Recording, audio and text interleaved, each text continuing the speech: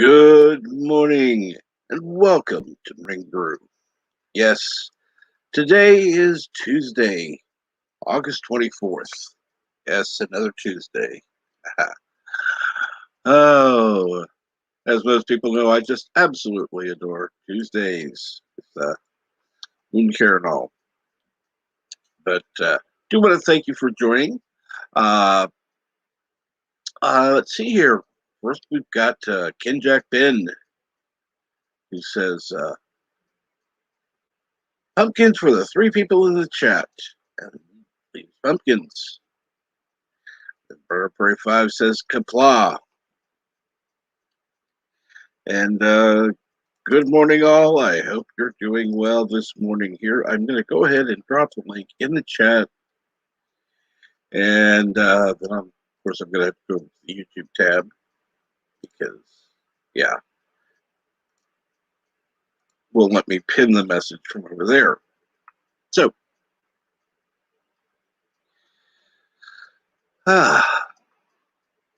yes, I love how YouTube keeps things up to date. So anything going on this morning? How was your night bird? Anything happen? Doing okay, Ken Jack Ben? So far, that's ones that are in the chat. That's cool. Love having everyone who's here. And for those listening later, love having you listen. And now we've got Burrow Prey 5. Hello, world. It's Birdo Prey 5. Kapla. Kapla. I was up early. Not as early as other days, but earlier than I'd hoped. But other than that, not too bad. I did listen. I had time to listen to your entire stream from yesterday, as YouTube figured it was the video I wanted to see the most. It took up the very first slot in my videos, today. So I was like, let's listen. That's a good, great stream yesterday. It was short, but very optimistic. Everybody was happy, friendly, upbeat. I gotta say, it was the best of the best, I think, of Morning Brews. It happened to end early because Elihu was streaming, but yes. Well, there was only one less positive aspect of it. And that's to be expected in any live stream. People will come in and do that, and I didn't let it derail me. That's fine. I didn't even notice, to be honest, because whatever happened, you handled it well. That was a great Morning Brew stream. Well, I wanted to go live.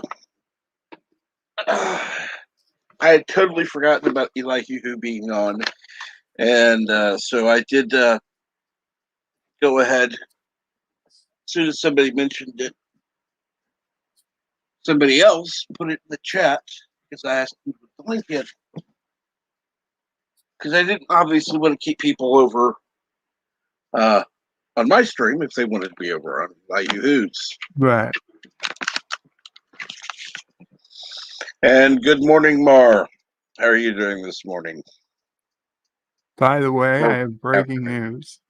Yes. I've just been informed by the Kurogan press desk that today is in fact National Waffle Day. Waffle Day, huh? National Waffle Day. Cool. Does that mean you're going to be having waffles, or? No, probably not. If I do, it wouldn't be till later this evening. Well, yeah.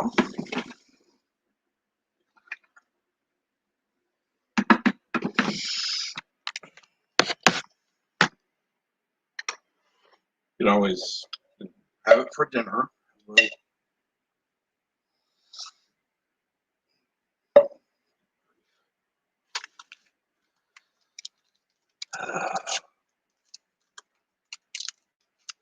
And let's see here. Bart says, "Wonderful good morning to everyone. Love to hop in, but not yet sure when my guests will be coming." Yeah, guests. By guests, he means family. And, well, we all know that family is not always the first people we want to have over. Not necessarily a bad thing, but not necessarily first choice either. So I do hope all goes well with your family today. You don't kill anybody, that kind of thing. Yeah, not killing people is generally good. Unless you can get away with it. Unless you live in Kroger. Yeah.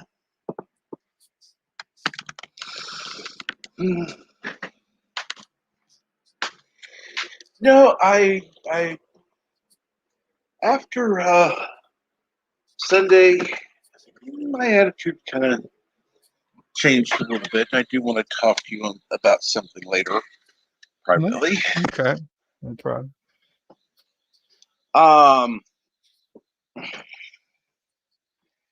But no, it's kind of good. Hopefully everybody's going to be pleased with any changes made.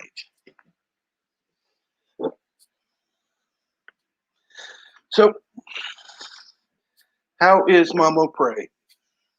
She's doing okay.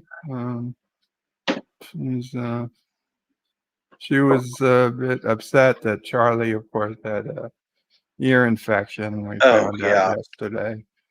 But other than that, she's Keep in mind, I watch until Dear Bob, then I turn off. Right. Oh, yesterday was a short episode, or stream, because I thought Elihu was going to go 24 hours, and since it was called the 24-hour stream, but I understand 24 hours is hard to do. Mm-hmm. And he was already awake 24 hours. He just hadn't been streaming for 24 hours.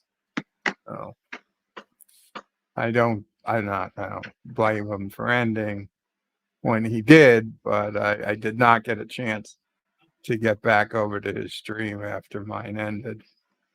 And I missed something else yesterday too, because I was asleep. Really? Uh-huh. The roundtable. I don't know what you mean by roundtable. On Discord. Oh, yes, the Doom Cop. Mm-hmm. And Darren was there for the first time. Darren's first roundtable.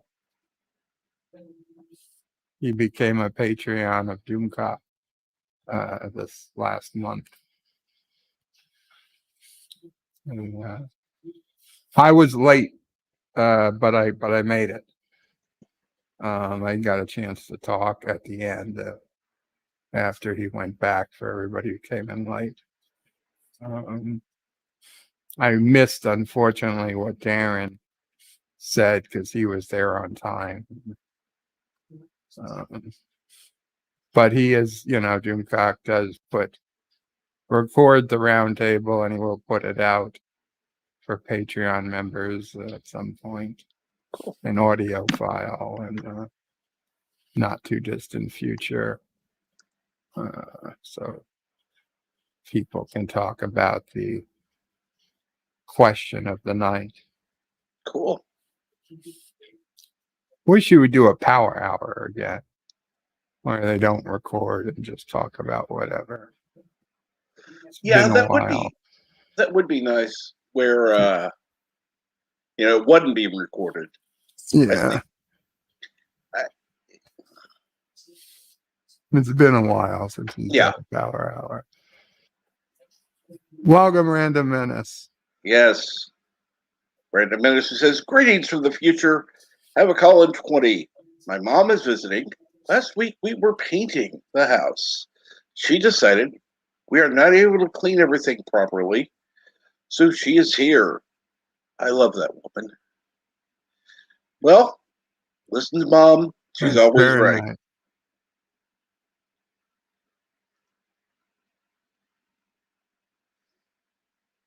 And tell her we said hello, as well as not had enough coffee. Erica, is that it? I'm sure that's it. Anyhow,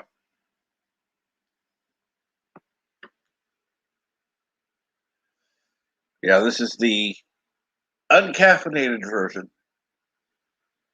God help me if I ever have to be out on a day that I can't have coffee.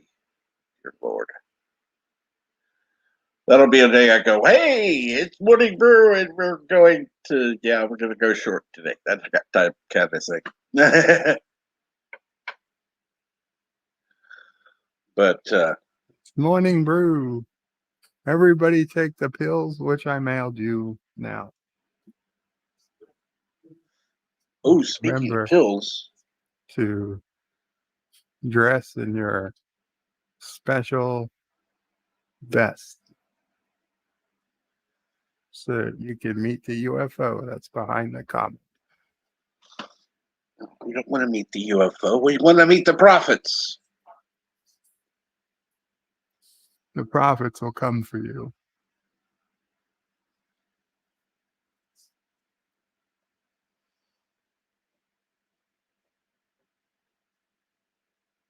You know, we're going to be on a different plane of existence with the prophets. And the Be random news. non-linear. Yes. Non-linear timeline. Oh, can you imagine linear beings in a non-linear timeline? That would confuse the fuck out of them.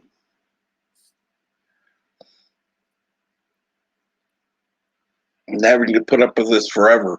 And of course, Random Minute says, I will thank you. Good to hear. Of course, she's going to keep you busy.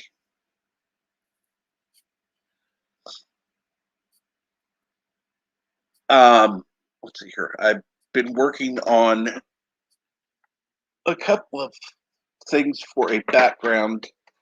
What I'm thinking of doing, because I'm not completely stupid, I want it to actually look good, is getting the stuff I want done the way I want it, and then asking Yitza to kind of put a background together and, you know, overlay these in there and kind of layer and that kind of stuff.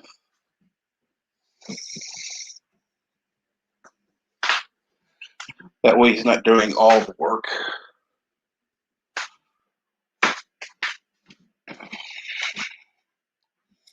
I don't know. I don't know how Yitzer prefers to work. I don't know.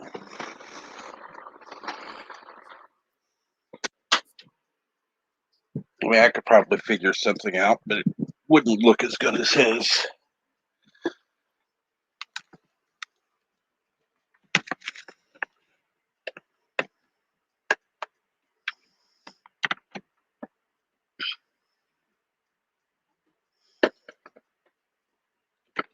So, anything else been going on? No, we've been having rain after rain, and then more rain today. First day of sun in a while. No rain today. I would And say it's unrelated to the fact that we officially woke up with a new governor. They swore her in at midnight. ah, Yeah, we can't remember her name. Her first name's Kathy. That's all I remember. I think her last name begins with a G. Yeah, call her Kathy for now. It's not Kennedy. That's all I know. It's not Governor Kathleen Kennedy. And good morning, Darius Munchausen. As I've actually Hepla had a couple Darius. sips of my coffee. And so, what's going on today, Darius? Anything exciting, new? We know that the Random Menace will be busy painting or cleaning, excuse me. Work is keeping busy. It was 1 week not working. In the meantime, somebody messed up formulas. Not reporting and blind. No data available. Yay, me. Oh, Lord. Really? Okay, that No means data available. Oh, Darius. that was Random Menace. Oh, random. Yes, off for a week, and now he's going to have at least a week of catch-up work to do and do his regular work on top of it. So he's going to be extra busy for probably 2 weeks, probably getting everything sorted so that everything will be correct. And the other person will just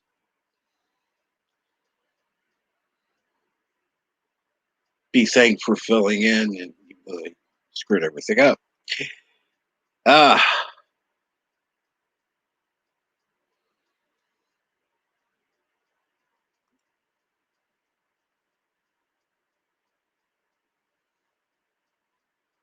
and Darius says, I fell asleep around 10 p.m. and woke up around 5 a.m. Well, I Pretty fell similar to me. asleep about what was it? 4:30. I woke up for about an hour at 7, and then I was back to sleep by 8. Actually, it was after 10. I was asleep, and it was before 5. I was awake. So, but it was close. Maybe And good morning, Day Sound. And thank you, Darius. It's always welcome. Gets the word out. YouTube does not always do great with notifications, as we all know. And I do know late last night, the Spider-Man No Way Home trailer did come out officially. I know Elihu and others were really waiting for it. It is on YouTube. Marvel released it about 8 or 9 hours ago. So, for anyone interested, it does give some details to the new Spider-Man movie, which is coming exclusively to theaters in December.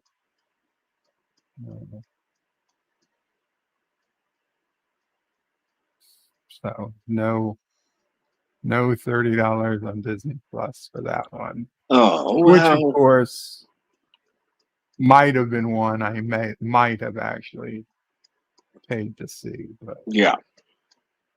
now at least it doesn't. Now I don't have to think about it anyway, since I will have no choice. So no moral dilemma. No.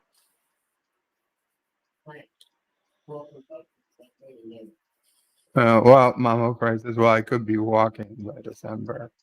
Of In which course. case, then I guess I'll have the moral dilemma again, but it's one I'll accept. Well, if that's the case, then, can always expect to see you at the next con that's available. Oh, hell yeah. In fact, I think there's a New York Comic Con in October. Although, to be honest, even if I do walk, I might still avoid Manhattan. So I'd rather go out to Florida or somewhere than to a New York Comic Con. Oh, except for the fact that I would have to be in a plane. Well, I don't have to be in a plane. If I can walk, presumably I could drive. Mm-hmm. Sassy, get ready. We got a road trip in our future. She does Yes. not seem amused.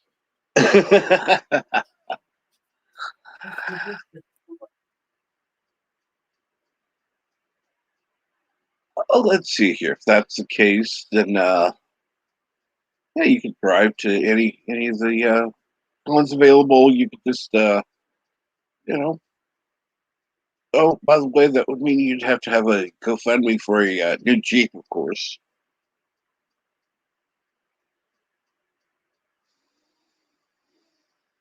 Hmm.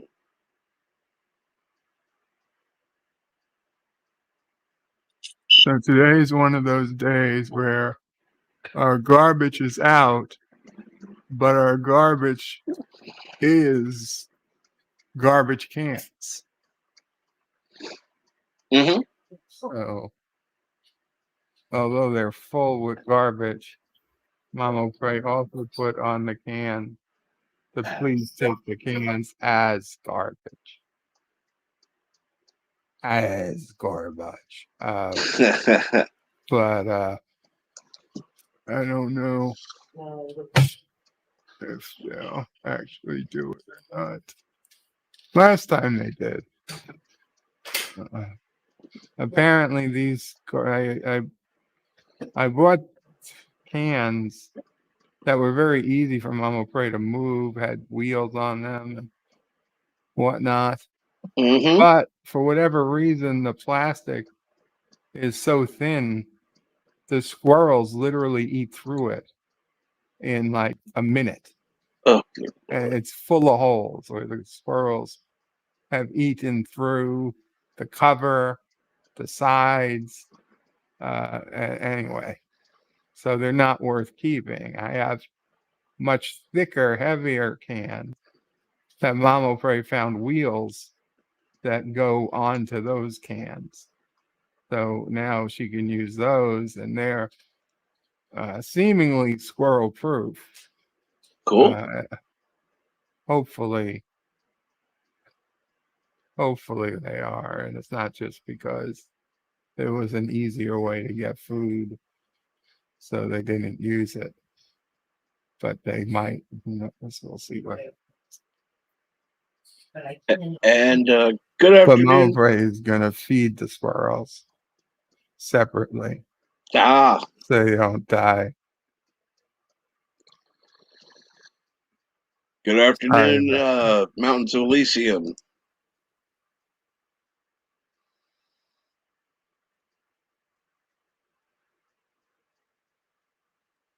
Uh, let's see here now. Greetings, mountains. Dave said I didn't mean my cheap can should be collecting garbage. It should be called away as garbage. Agreed. Agreed. And yes, Mountains of Elysium. Feed them to Sassy. No, we're not feeding the squirrels the sassy.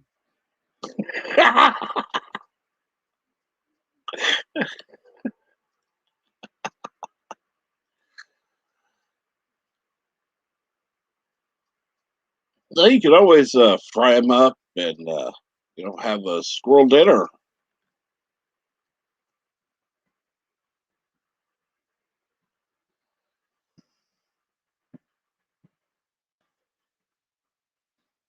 Not amused, Bird?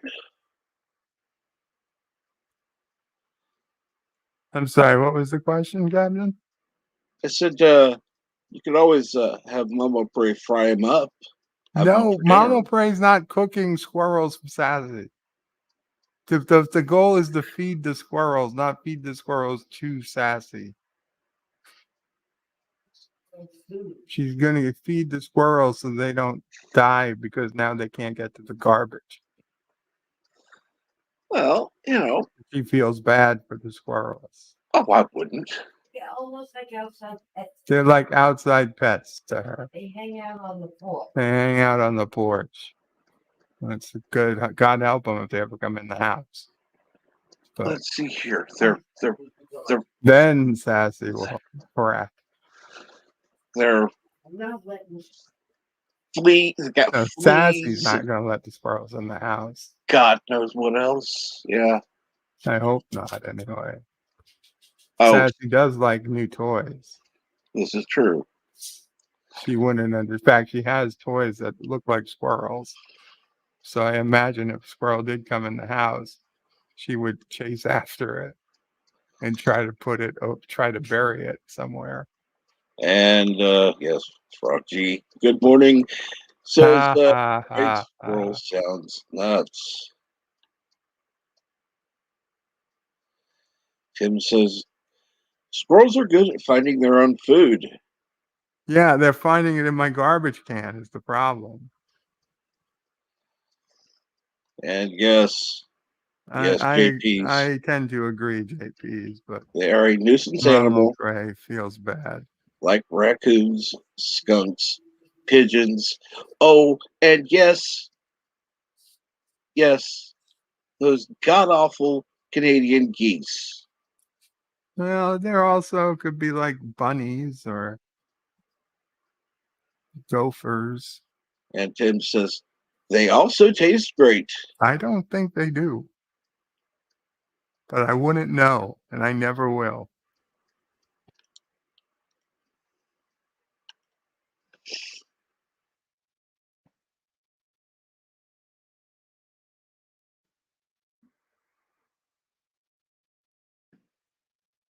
Wonder what Sister Pray would think. Uh, yes, Dave, they are high in cholesterol, so you wouldn't want to eat them too often.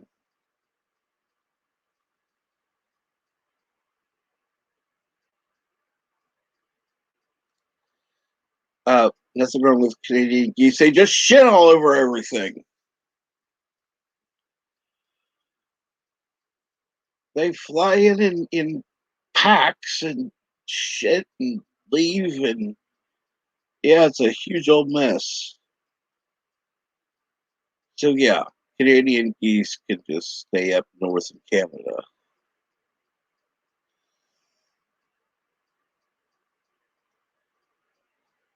Let's see here. Inject then says squirrels are pretty good at jumping. I appreciate their agility, but I don't really care for them.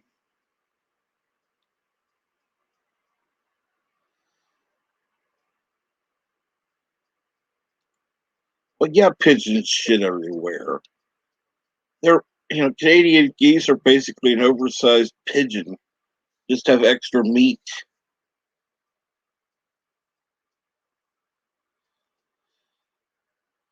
And you don't think Canadian geese shit is uh caustic, I can't say it. Caustic? Yeah, I've gotten some on my car. I forgot to wipe it off immediately. Yeah, there was a stain. Yeah.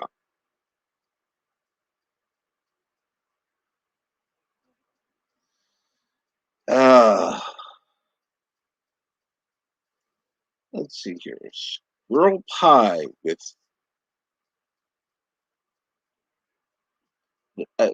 thank you. Uh mm-hmm. Sure thing, Dave. Sure thing. I'll let you make that. As soon as we have the road trip down there or up there, wherever the hell you are, yeah, we'll just come. You see, you can make that all up. That's fine. Uh, ah, And Tim says, Bird could build a squirrel obstacle course in the backyard. Then set up a camera and watch the fun.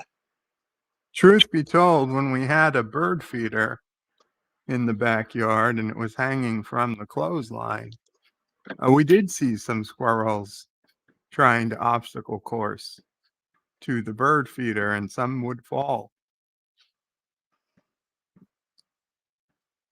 It actually was, and I think I got some of it on video. Usually, you're correct.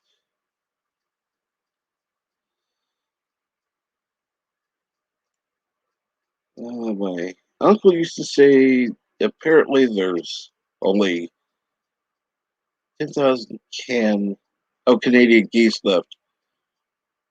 When craps on my car, there'll be 9,999. Yeah. And JP says, or you could just shoot the squirrels, which Mama Prey would not like.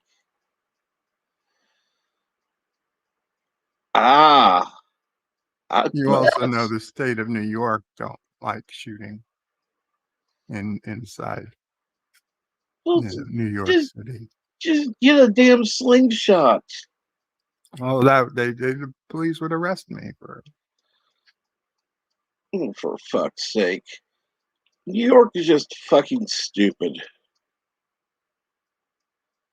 But I agree, Mountains. Play the Star Trek fight music while the squirrels are fighting for dinner.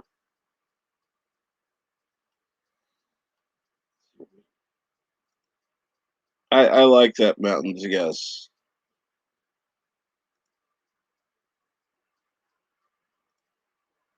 And now I'll hear what somebody else has to say. Morning. Good morning. What's going on, guys? Oh, not too much. What about you? Waking up. feeling a little better today. Finished off that driveway extension yesterday, at least that portion of it.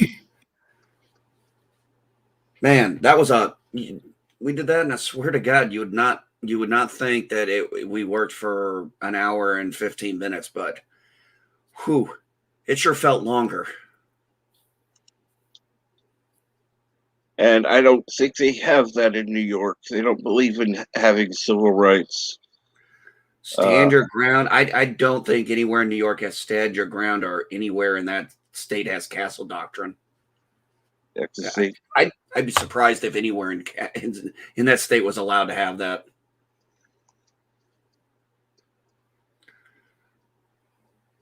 They don't have stand your ground. They have run like a little bitch laws. Yep. If you stand your ground here, you get arrested.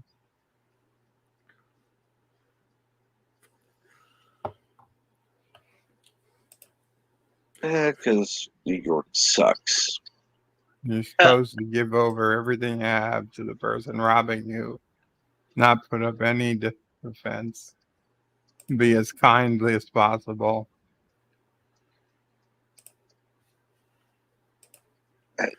Yeah. That'll happen.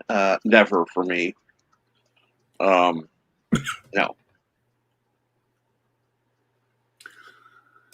I've noticed something. You should also apologize to them as they rob you if they are, and if you have more privilege than they do. Okay. Should you not also apologize for not having necessarily the selection they want? Or yes, definitely. If they're looking for something specific, like a gold watch, and you've only got a family heirloom ring, and they're going to take it, but they're not going to be happy about it, you should apologize. Dave G. Sounds here says a slingshot is projects a missile in our law. Oh, for fuck's sake. A slingshot. Really? What'd they do? Take that what'd they do? Take David and Goliath a little too serious there?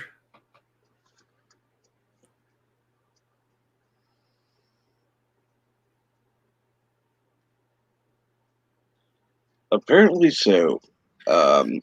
Yeah. Dude, I've been trying to figure this one out. I'm a little confused here, and I mean it's California, so there's no surprise. Now, I was under the impression I thought this recall is I assume on like September 14th. I think that's right around. But I keep seeing that they've already been sending in mail-in ballots and things. I'm like, a month early? It seems, I don't know. I mean, if that's how they do it, that's their state. It just seems weird. I mean, I've heard of early voting, but a month early? We are talking California's. Yes, we are. I knows. know. That's why I said I'm a little confused, but this is California, so. Yeah, Alexa says September 14th.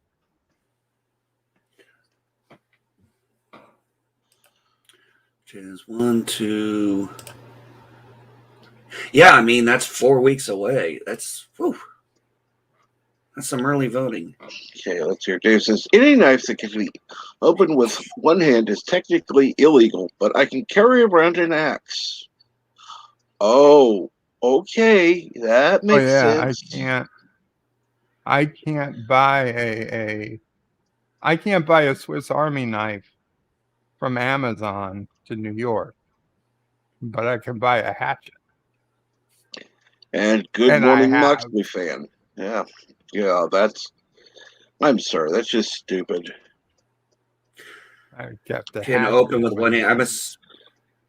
Okay, so we're talking a switchblade. You know, the one that has a little. Well, the law was made to stop switchblades, but New York, prosecutors have decided to interpret it to mean any knife you can open, even if somebody, the world's, most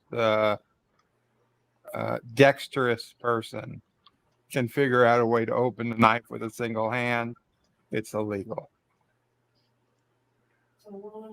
Your state has that much Yes, time on its I'm hands afraid. for that kind of shit. At least they're illegal to take out of the house. If you were technically caught with one of those knives in your car, you could be arrested. Now,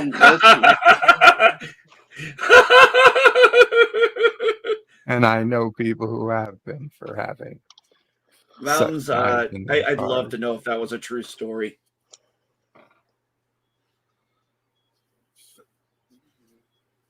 or beat him unconscious, his face went bad. Shoved him out and went back to bed. Yep, I would too. So would I. Who said? What? I don't have a baseball bat.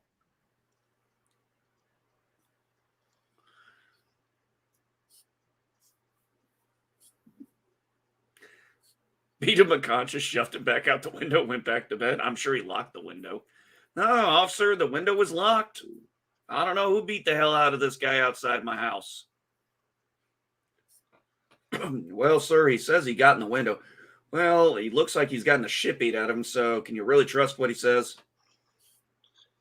I don't know. Of a slingshot, perfectly His pie. house is haunted, officer. It might have been the ghost.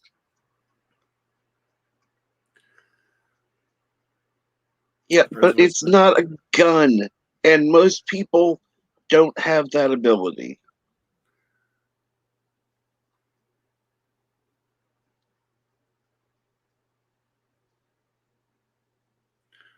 Well, as long as they don't outlaw my boomerang, I'd be okay. Also, my knife. Oh, shit. They are outlawing my knife.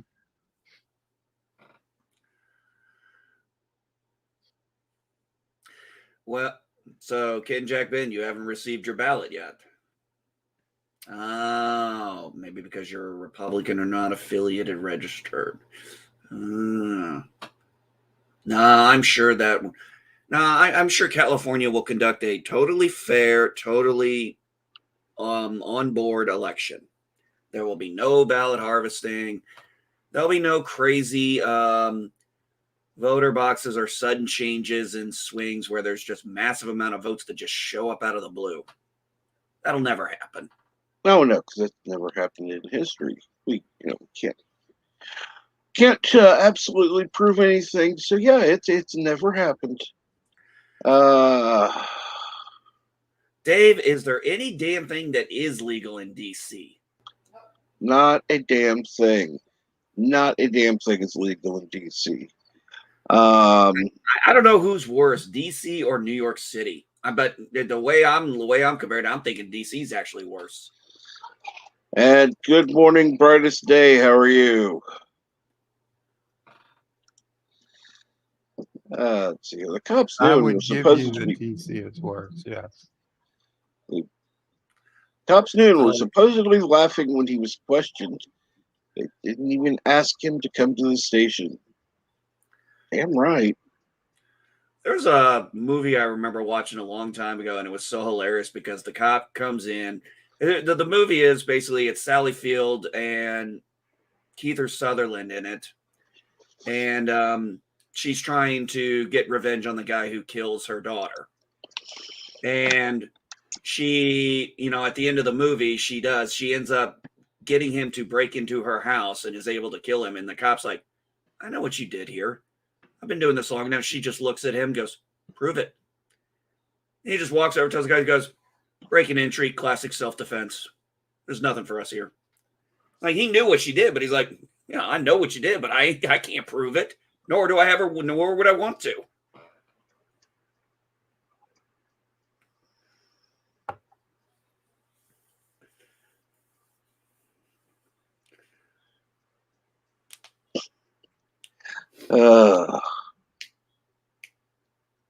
Well, I'm sure with the proper training and practice, you might be able to do about anything. But yeah, I'm sorry, a child's slingshot. Nah, that's just stupid. Same thing with a Swiss Army knife or a Boy Scout knife. I mean, come on. I took a Swiss Army knife into my high school with me nearly every day for 3 years. I bought it while on a trip in Switzerland with the high school. So I figured it was my duty to bring it to school with me. Yeah. I used to bring it on plane, for Christ's sake. Before 9/11, I used to take it on the plane with me. I would feel naked without the knife. And then afterwards, I'd check it in my luggage because I still needed to have it on me once I landed. Mm-hmm. Many things that knife came in handy for. And not the knife, the screwdriver and the nail file and the saw and the pliers and toothpick and the pen and all the other shit that's in. Scissors. Oh yeah. Corkscrew. Fucking belt hole puncher. I don't even know what some of the things are. Thing that just continuously pokes me for no particular reason. I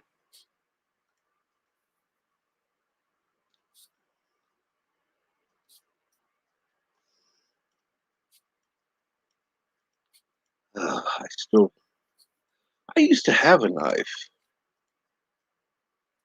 I mean, And I think I told everybody the story of the time I sold knives in college out of the back of my Jeep cool. for a few weeks. And how'd that go?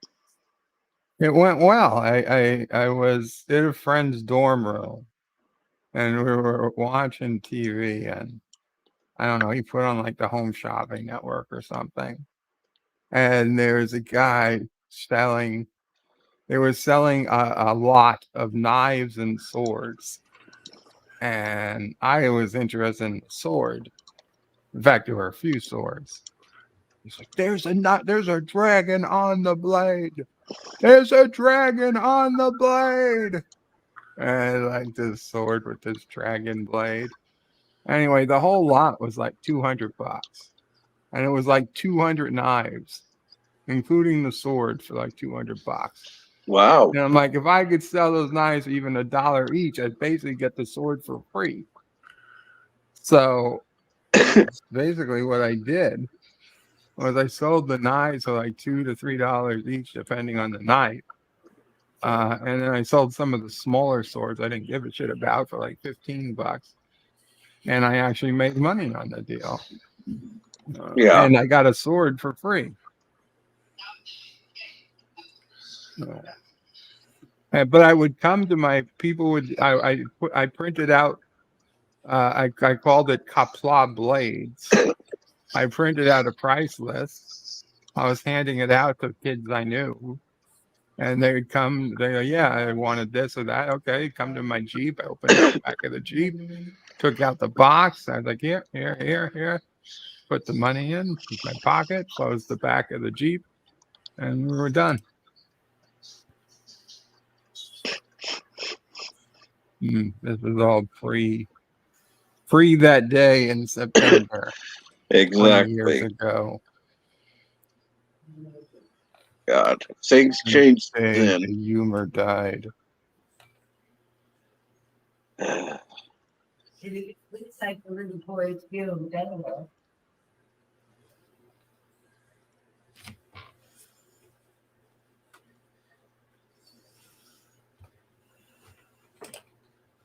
Oh.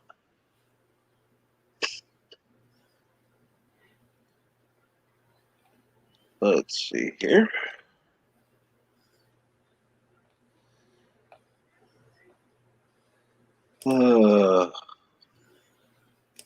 And good morning, thought process. How are you today?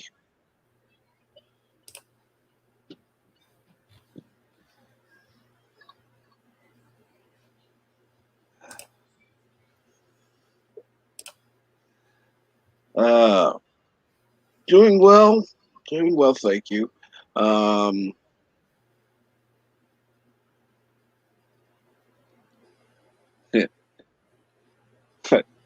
Yeah, JPs, I can imagine that too.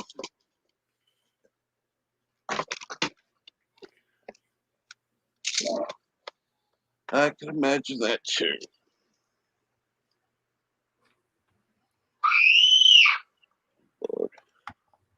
I love kids.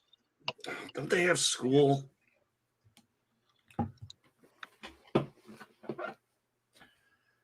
Damn, Cab, hasn't school started back up for them yet? Today. Oh, thank God. For Today. you. Yeah.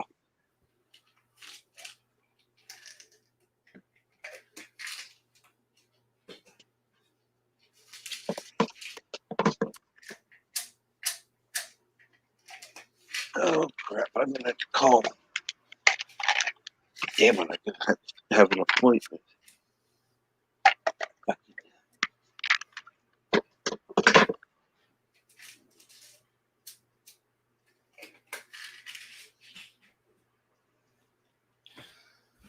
Ugh. Okay, I wasn't a sketchy dude. I was a well-respected student. And it wasn't a random parking lot. It was the college parking lot. New York dealings. Out the back of a vehicle. No credit card, no problem. No job, no problem. No money, problem.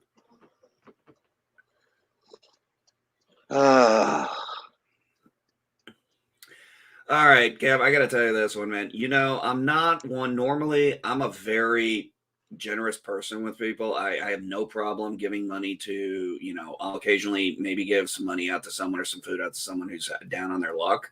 Right. And That's fine. Here's where I have a big fucking problem. I'm in Terre Haute, and there's a couple of people there that you see them. They're the regulars. You kind of start to recognize who the regulars are that do this, that do the panhandling. Here's my fucking problem. They're doing it right next to stores that have signs that say hiring. And I don't mean one or two. I mean the freaking liquor store I was going to buy some beer the other day was hiring. Yep. The McDonald's across the street hiring. The Yeah, Burger but are King. they going to hire a homeless person? At this point in time, yes. I don't know that they can. Why not? I mean, how can you have a restaurant and hire somebody who's homeless? They don't have a way to wash themselves or their clothing. Generally, most of them I know go to the homeless shelter at night. Most homeless shelters won't allow you to stay during the day. Like, I don't know. I don't know, man. Standing out in that heat for 8-9 hours, you just to hope people pay. I don't know, man. I don't think I'd get paid enough for that.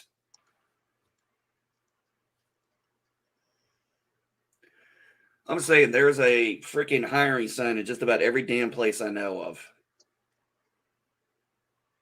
Most places are hiring. I think my wife said some places are offering same day pay. I had an idea for some of those those truck stop stations, Cap. Said here's an Mhm. incentive for them that have help wanted signs. You could definitely do it. You give them access to the showers and access to the laundry for free. That'd be an incentive to hire.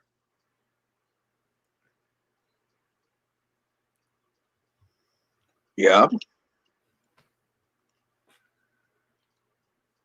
Doesn't mean they do anything, but yeah.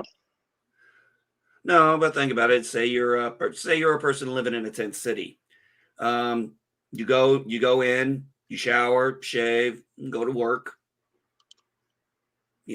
Bring your clothes that you need to do, and use the washing machines at time. I mean, that's saying they'd use it, but I'm saying there are incentives.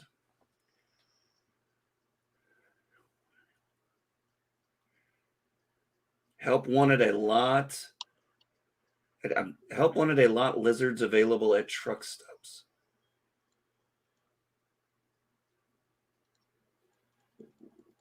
I mean, I'm just saying, I'm seeing help wanted signs everywhere.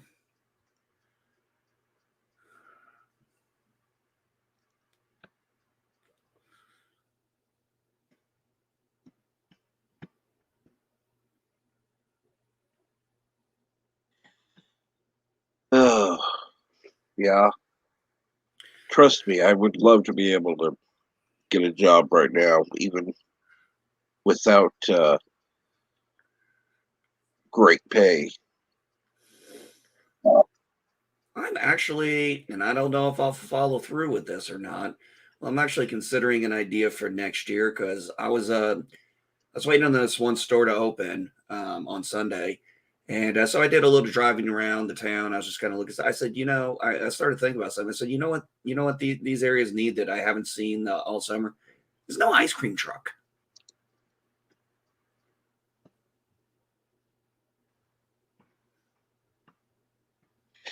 Yeah, well, there's an ice cream truck that drives around here, but the frequency's gone down.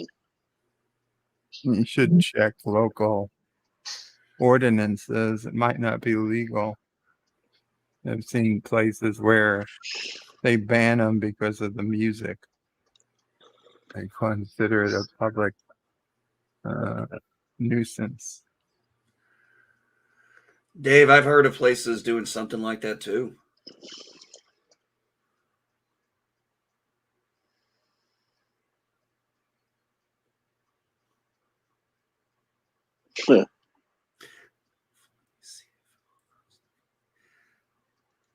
Yeah. Yeah.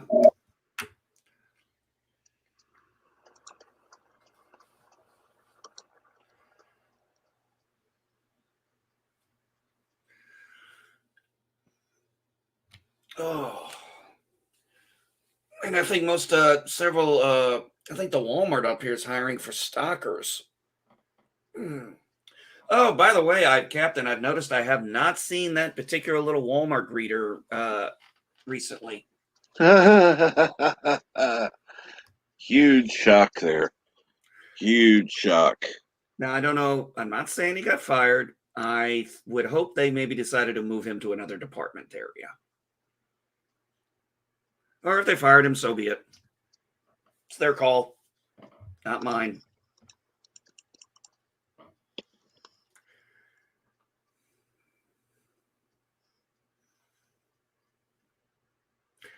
And if anybody's wondering what we're talking about, I called and complained to the Walmart manager after I left a Walmart because the Walmart greeter was trying to get me to buy a hat to play False Valor.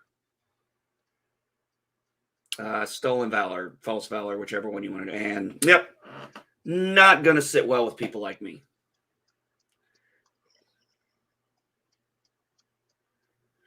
Well, Mounds also, here's the thing too, Mounds. They are actually putting a public pool up next year in our neighborhood. Yeah, Dave, the freaking Navy hat guy. That's who I'm talking about.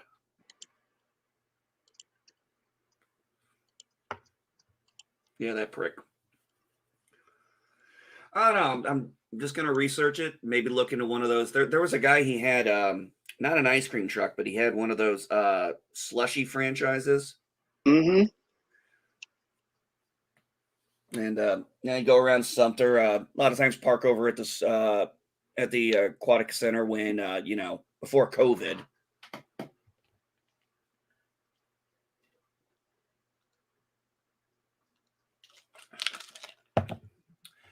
I don't know. I might do that. Wife and I have always talked about something like that, but we always kind of talk. Always when we thought about it, it was always someplace we were living when we thought about using that there. And I was like, nah, it's just a thought. Something I'm playing around with, but might be fun. Get a taco truck.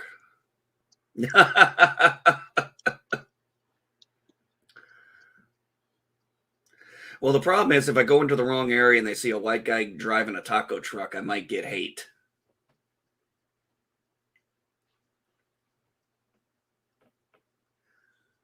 Oh, wait, that's right. I don't live in one of those stupid cities, thank God.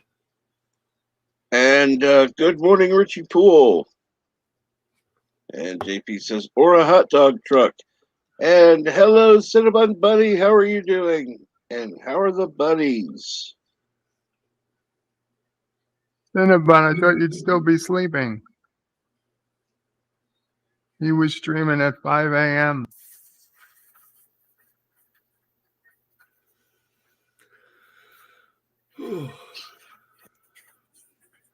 Yes, this is a chicken truck with all kinds of different chicken wings. Chicken wings are too expensive now. Oh, yeah. To have a Yeah. truck. The price of poultry has gone up. You know, NB should do a kissing truck. You come up and pay, you know, like a kissing booth. You were so The into only way that's kissing. going to work is if I hire it. The only way that's going to work is I got to hire some good-looking actor. You were into kissing Poe yesterday. Well, that's different. Poe's awesome. You could man it yourself, save the money, hiring someone.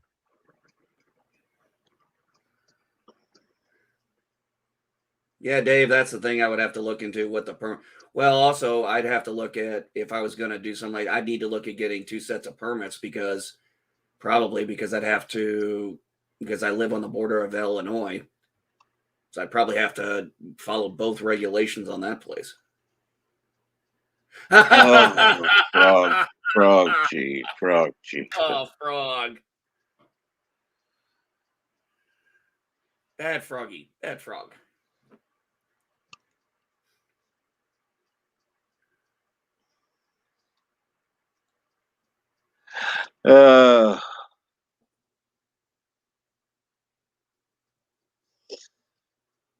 And good morning, Bosco Scenario. How are you today?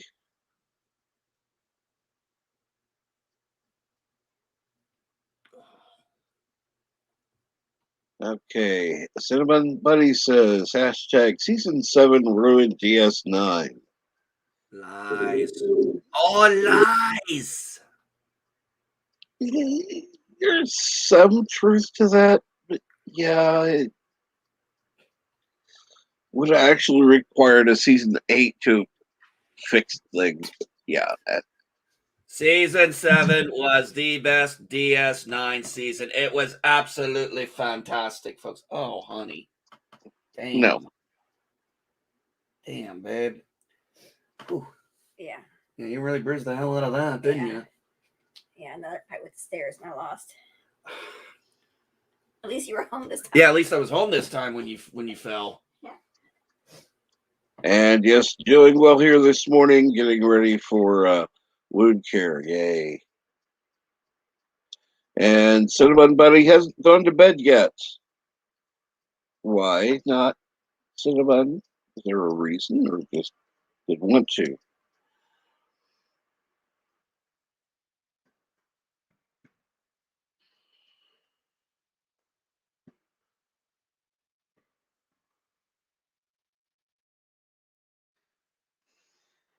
And yes, I do like, let's see here. Random Minute says, I do like my father-in-law. Ran over a pheasant.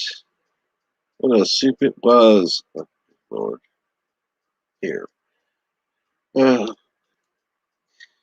Bad mountains. Bad random. Grief. Those two are very similar.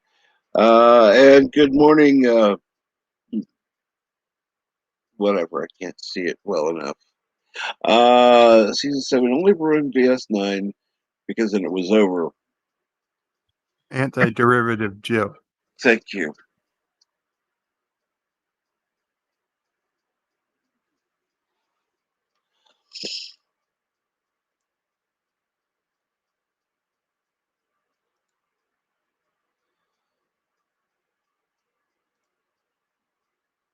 Of course.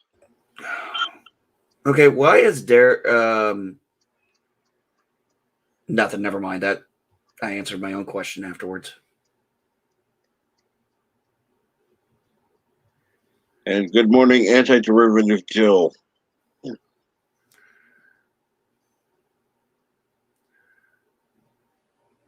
Yeah, good morning. Hey, Bird, how was bed life? It was good, but short. I didn't want to take too much time from Elihu. Yeah, I spent a few hours with him and then dropped off. I was watching. When I couldn't be on, I was watching most of it.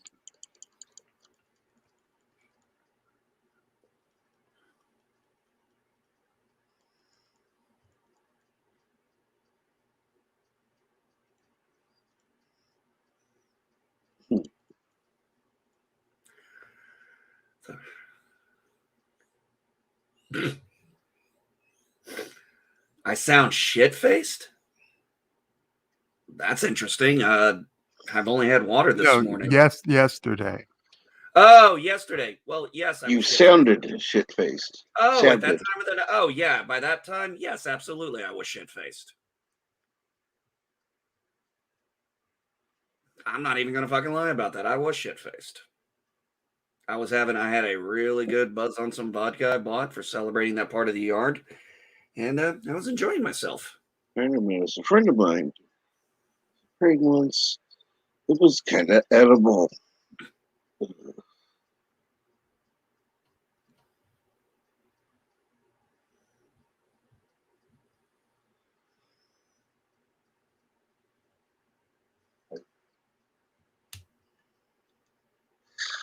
I've honestly never had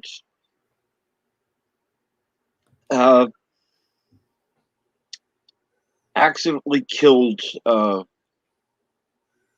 animals. It's just no. Oh, I got lucky the other day. Cap, actually, oh God, this about freaked me out. I'm driving down the road. I'm driving down 154, and I like barely get a chance to see it. There's this freaking turtle right in the road, right near where my tires are about to be. So I freaking have to turn. I end up driving over him without hitting him with my tires. Stop. And I'm like, poor guy's still in a shell, probably freaked out. So I take him off and put him off to the side over by the cornfield, just where he was trying to go. And yes, scientists have found that being awake is the leading cause of sleepiness.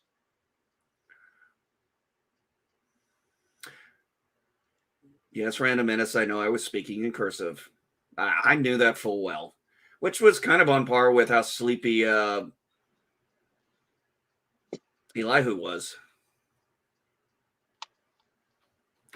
It's one of the reasons I don't get on streams late usually, because usually pretty feeling pretty good at that point.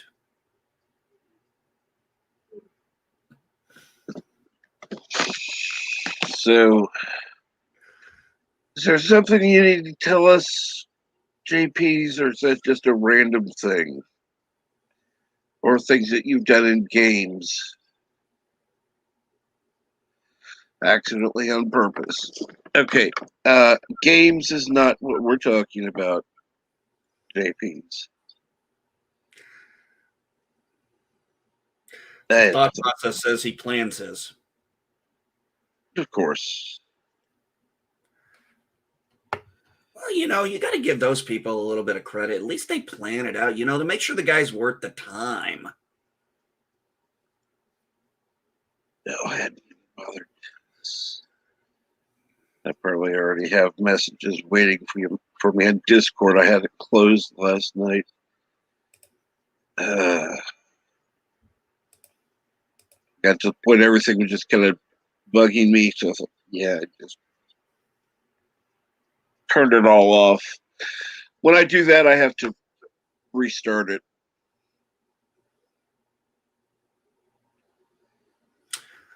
Did you guys see the trailer for Spider-Man? Nope. I did. I did. I actually quite enjoyed it. I especially like that little part at the end. What it said was it's only going to be in theaters, so it removes any moral quandary I had about possibly having to pay Disney to watch it, since it won't be an option. What are you talking about? Just buy a ticket for another movie. I can't get to a movie.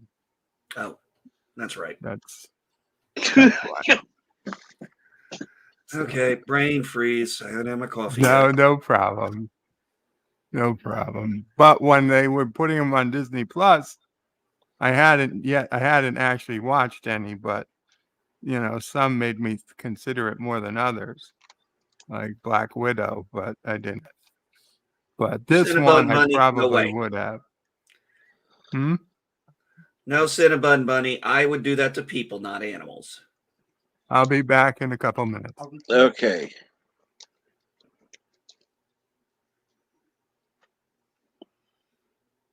Listen, running over people is one thing because people are stupid. But no, not a turtle. Teach it a lesson. Yeah, I don't know if it'll learn a lesson.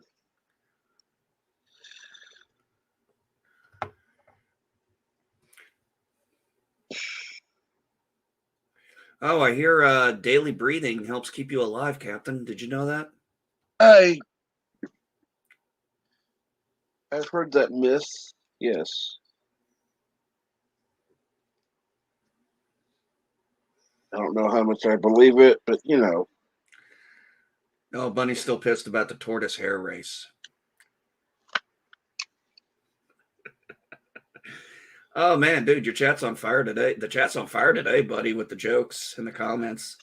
It's one of the best ones I've seen in a while. You weren't here yesterday. It was a short stream, but it was good. No, I was there. I just didn't join the panel or anything. Or I just was basically lurking. I was listening while you guys were talking.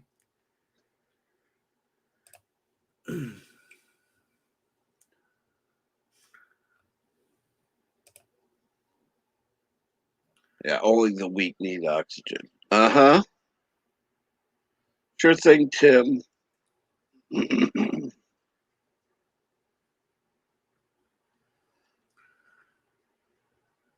So that, what do you end up breathing? Well, as far as I know, like maybe with people like in New York, I think don't they normally have to inhale air with mixed with gas fumes? Make sure they get the proper mixture in their body. New York, LA, you know, same difference. Chicago, yeah.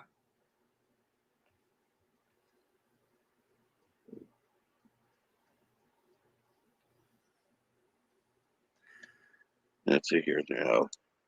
How many people are in Comicscape? Honestly, I don't give a fuck. Animals are actually dumber than people. People actually do stupid things because of hurt and pain caused by other careless, by many other careless human beings. Uh, perhaps, perhaps.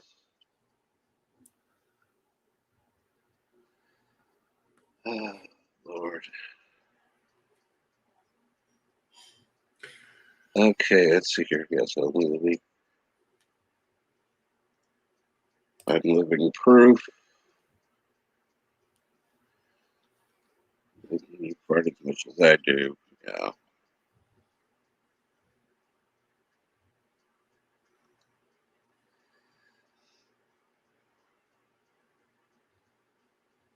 That's definitely. Mm, Tim, you're one of a kind. I'll put it that way.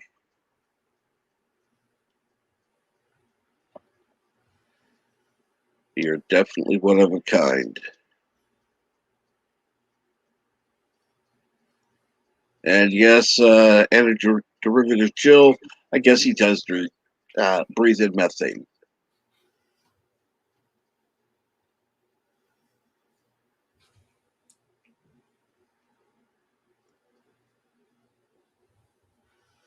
Because he likes his own gas. Not sure why, but hey, why not? Really?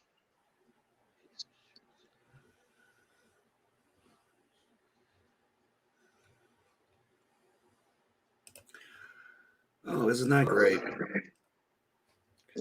What? I was just reading this. Apparently, the PM of UK was saying is I guess they're doing a G7 virtual conference, and I guess they're saying the PM's going to ask President Biden to extend the 31st deadline of getting everybody out, getting the Americans out. Problem is, you got the Taliban saying there'll be consequences if that happens, and I'm kind of really concerned what's going to happen on Wednesday now. Not this Wednesday, but next Wednesday. Yeah, no. Unfortunately, we're going to find out when we find out. Yeah. Yeah, but I got to keep track of that stuff. It's just how I am.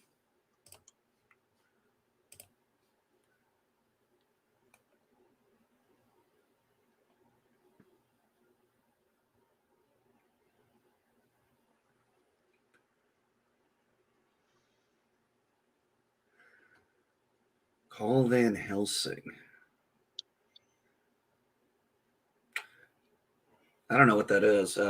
Mountains of Elysium, is that a game or something? Call Van Helsing? Van Helsing. You don't know who Van Helsing is?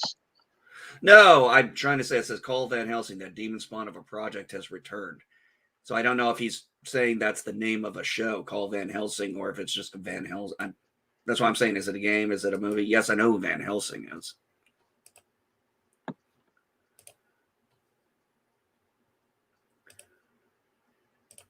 Let's see. Chris. My friend farted in my game room, and I swear the paint started peeling off the game table. Why am I not surprised?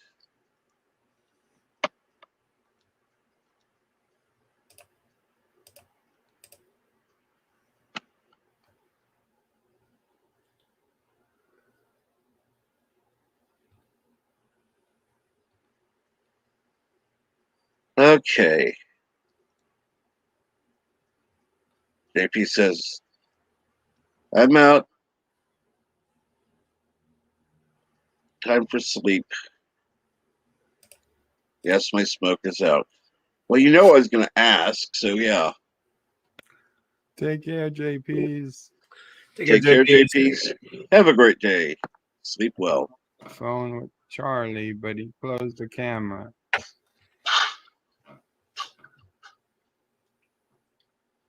Charlie. How's nephew Upray doing? Yeah, he seems to be feeling better now that he's on antibiotics. Yeah, my grandson, he had his first overnight stay at the hospital not too long ago. Oh, sorry to hear that. Yeah, he's doing fine. I know how his mom was feeling. First time I had to take her to the doctor was actually take my daughter to the doctor was her mom. Yeah, I'd say about 3 months into it was the first time she had to go see the doctor. But little Chip is fine. Finally came up with a nickname for him. I call my daughter Cookie, so I started calling him Chip. That's a good nickname. Solid. Well, everybody always called their daughters Princess, and I wanted something different.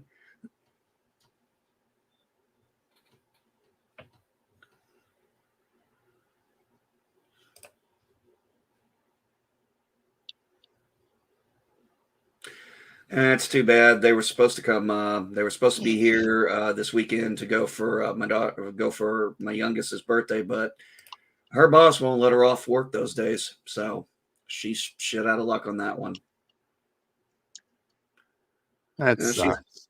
It is, and we told her, then she was upset about it, and I said, "Well, honey, that's life. That's what being an adult is. Sometimes unfortunately, you're going to get screwed out of things you want to do because of work or family or because of your son. It's just part of life."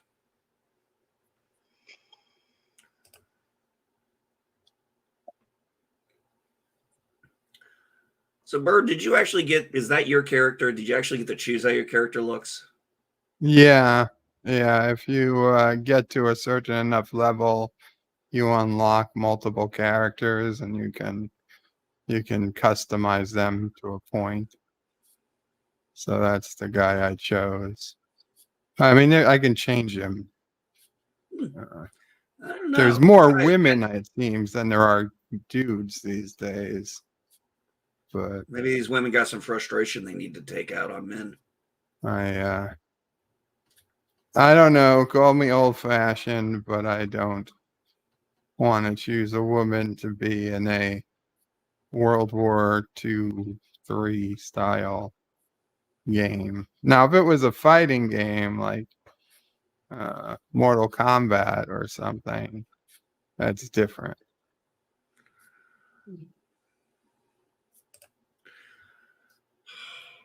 So, how long is your current governor? When is your guys' reelection? Your elections for governor come back up? Because I know she's November next year. Okay, so she's going to be the acting. So she's going to be the governor, not acting. She's sworn in as the governor, and she's got 1 year basically. Okay. She's going, but she says she's going to run for governor, next year. So Okay. Which makes sense since she's got about a year to decide and make herself, I guess, viable. Mountains, I would, look for a demon fighter. Why not? I saw this picture. I guess I don't know if it was from a game or whatever I saw, but it was a nun with like a shit ton of guns and everything, and she's like got the gun out and is like shooting it. So I was like, dude, if this was a movie, I'd be watching it.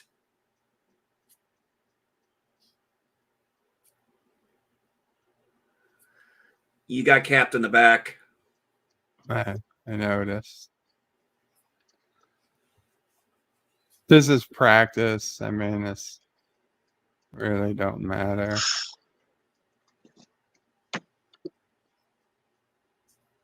And now it's too late to kill anybody.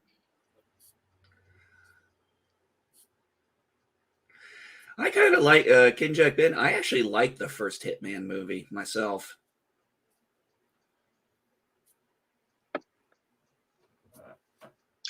I didn't see it, so I can't comment.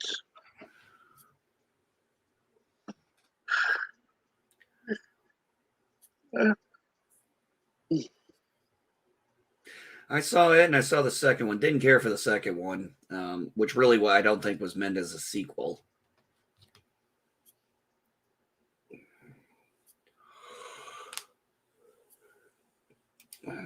I think when they did Witcher, I'd say I think now they might be going in a smarter route. If you're gonna do a video game, at least one like those kind of games that are very world building, it's really a bad idea to do it in a movie format because you can only do so much of it in a 2-hour stretch. But if you do, 10 episodes at an hour a piece, there you go. You got 10 hours to work with.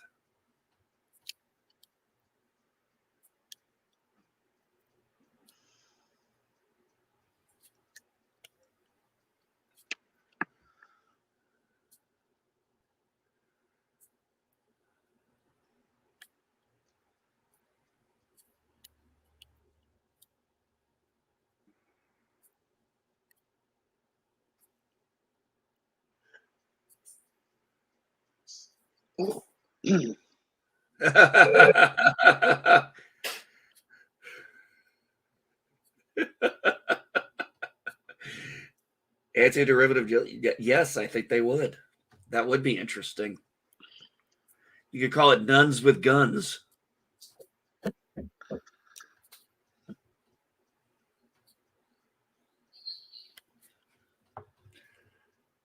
Have a nun walk up to the guy, put the trigger up to, pull the gun up to. What about thou shalt not kill? I'll say 3 Hail Marys later. Ask for forgiveness. Boom.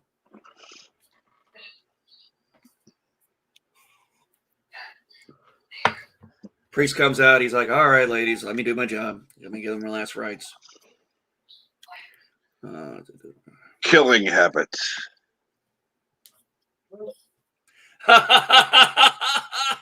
Oh, I like that. That was good, Cap. That was good.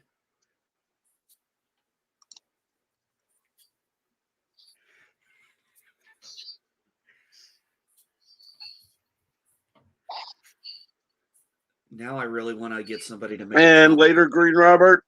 Hope you're having a good day. Take care, Green Robert.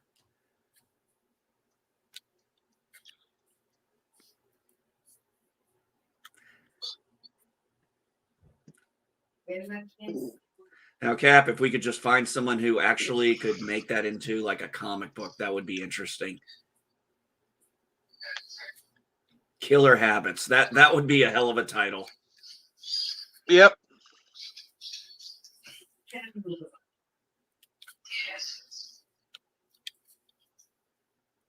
If somebody put that up on an Indiegogo, I would definitely pay for that. Oh. XCOM the Convent.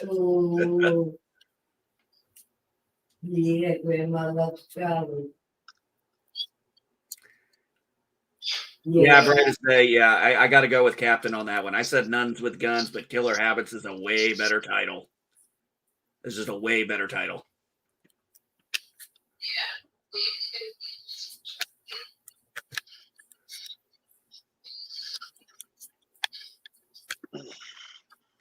Yeah, King Jack Ben, that's the big problem my wife and I had with even with books. We had that same problem with Ready Player One.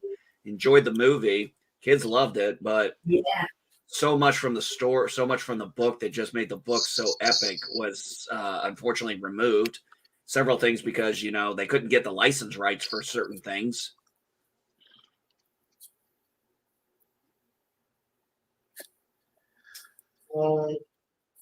And let's see here. We've got somebody backstage, but it's not showing me who. We're not going through this, are we? Again? No. There was literally nothing coming up. It was just blank. Oh, It was just taking time. Now I know who. I don't know if I should let him in or not. What do you say, Bird? Who is it? Well, he left. Damn it! oh, Cap, did you hear about that guy trying to pretend? Did you see my tweet I sent you about that? I got a message from you, and I got one from Eli Who. And good morning, brightest day. Get your ass back in here, Pickles.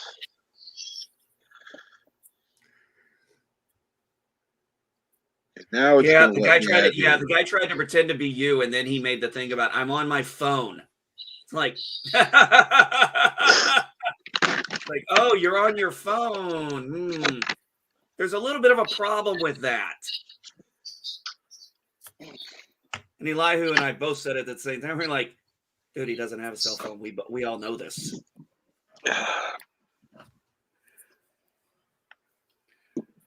Now, I will say this, Pickles. That is definitely your best look. Now, if we could, yeah, I prefer that look. Yeah, I definitely think that's the best one I've seen out of his little whatever the hell thing he's doing. That's terrible. Okay, now I'm sorry, you are no Sean Connery. It is an insult for you to even try and pretend.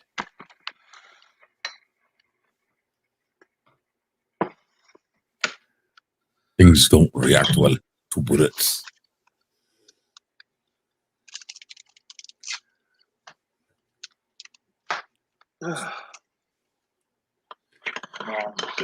Okay, so what was it? What's Brightest Day talking about? What was a read?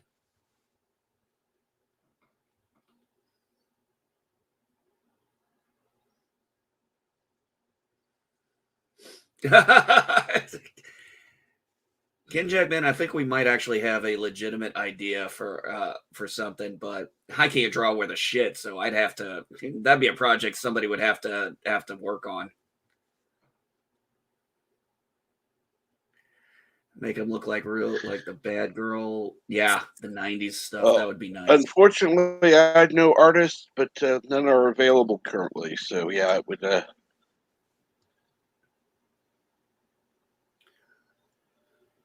No, but hey, Cap, it's something we could you could definitely recommend. Say, hey, just an idea. I want to throw your way.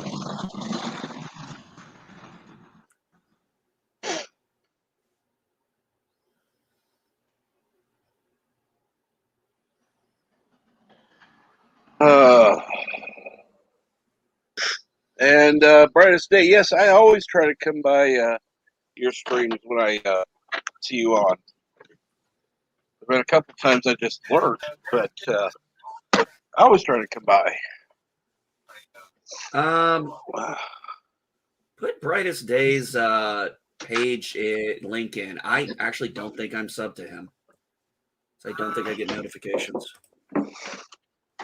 Let me see something quick. Let me check. I gotta watch this later. Brightest Day would be able to put in a link. So go ahead and put in your link, Brightest Day. Unless Frog G beats you to it. Yeah, I'm pretty sure I'm not. Okay.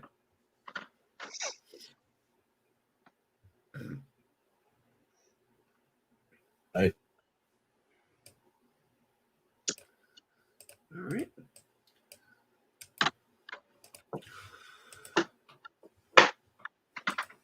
And there we go. Brightest Day did put in their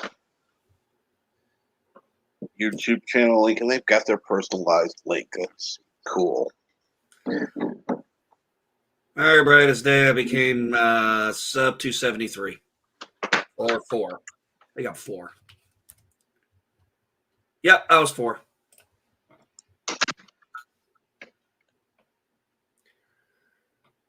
I'm still at 240. I think at one point I hit up to 245, and then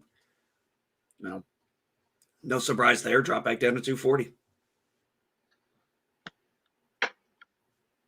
Oh, see, I keep getting over the. I was getting close to 450, and I keep getting pushed down to 438. That's fine. YouTube can do what they want.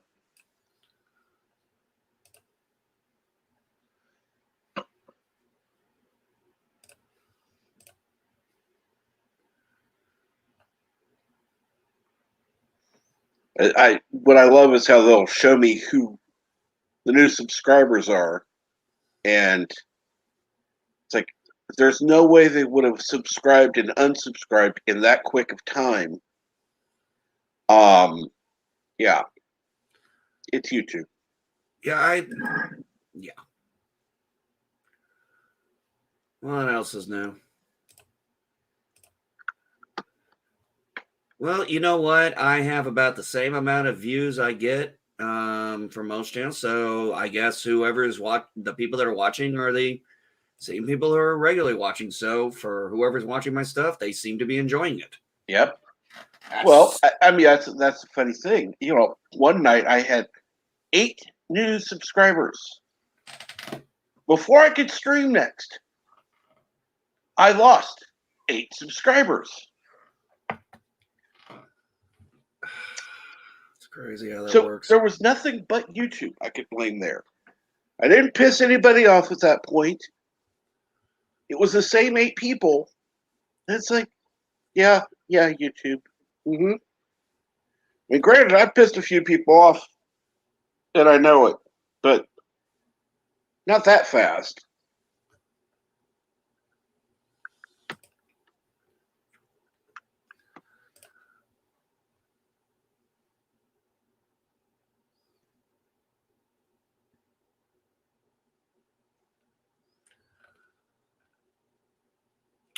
Oh, I guess the leader of the Proud Boys is sentenced to 5 months in jail. Okay. And yes, anyone who is not currently subscribed to Brightest Day, please do. Excellent reading content. Love watching and listening. I hate to admit it, but it was a little too relaxing. I kind of fell asleep before the end of the stream. And not out of boredom. I just that time of day for me. And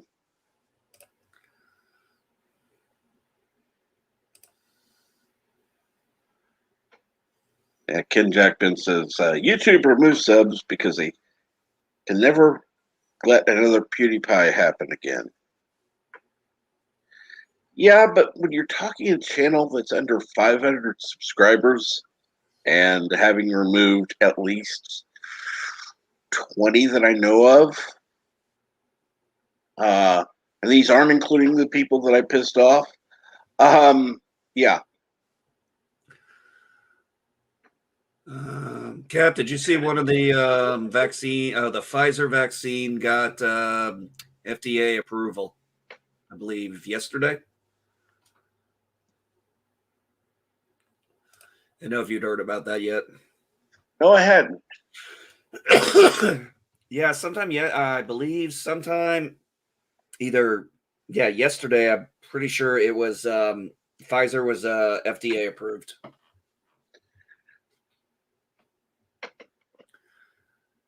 And yeah, Brightest Day. Yeah, I understand. Lost subs every time I've gained. Yeah, that's why I'm not focused on subs anymore. It's just it is what it is.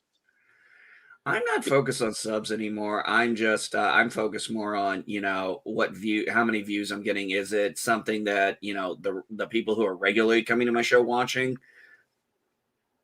Or is it, am I getting more people watching that? So trying to figure it out.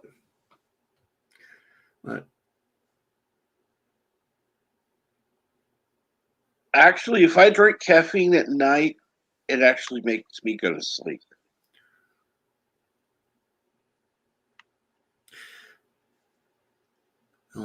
oh, here's Fauci.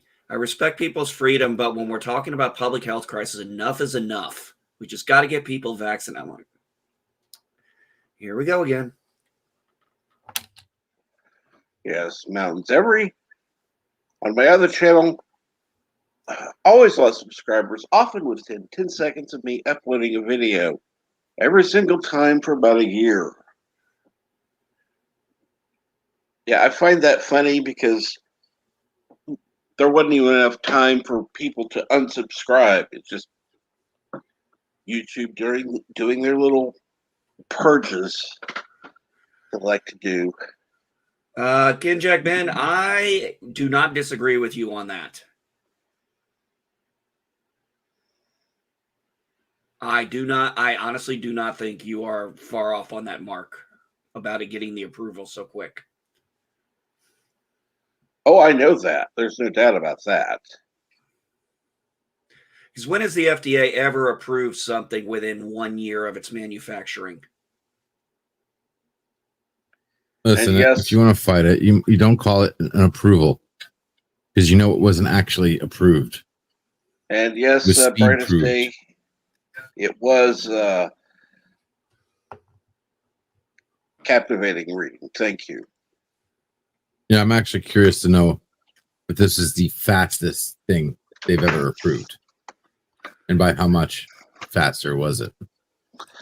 I don't know, and that sounds like a topic for research. And I don't have the patience to go through all that. Oh, that's okay. That's what you got me for.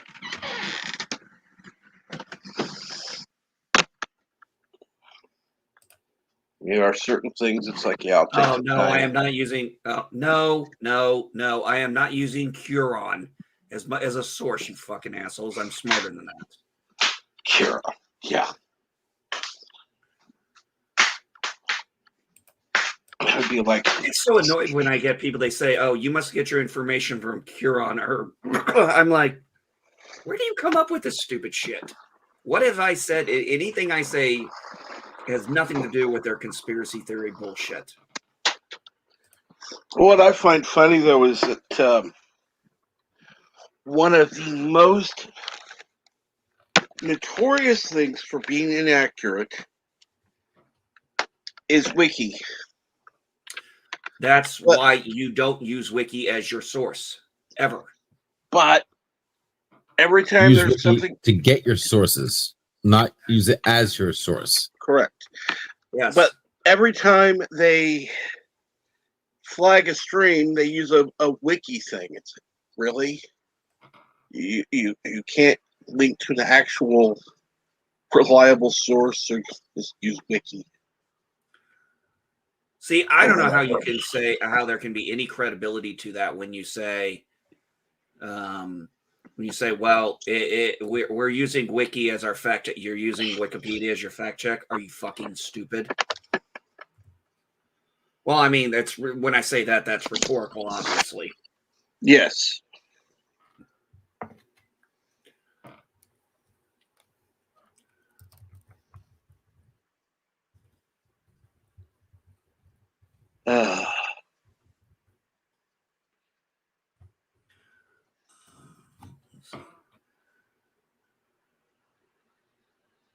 And Ken Jackman says, going to have to hunt me down to give me that damn job.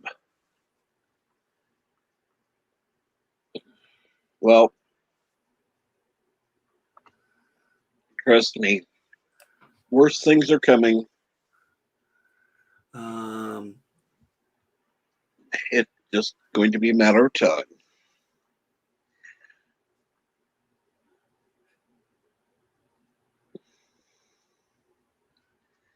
And I'm going to start reading Dune on Wednesday. A book by another creator in the community called Space Crime on Saturdays. Cool.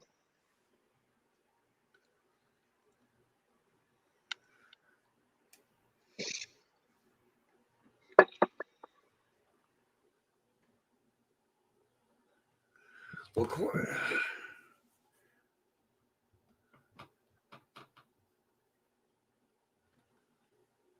they are saying the research I'm seeing here is it looks like COVID is pretty much the fastest approved so far. But I'm trying to look at I'm trying to find FDA information because some of it, well, some of these places, I mean, some of these are going, their health governments, whatever their FDA equivalent approved it, even some cases sooner than the FDA here did. So I'm trying to figure that part out. I'm trying to separate the two. Oh, yeah.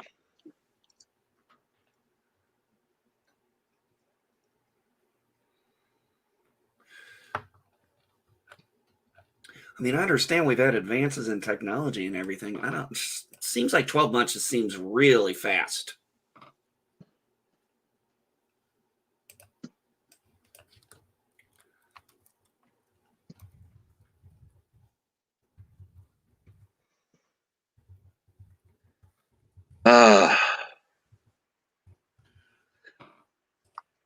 Okay, so I have something to look forward to on Wednesdays. Cool.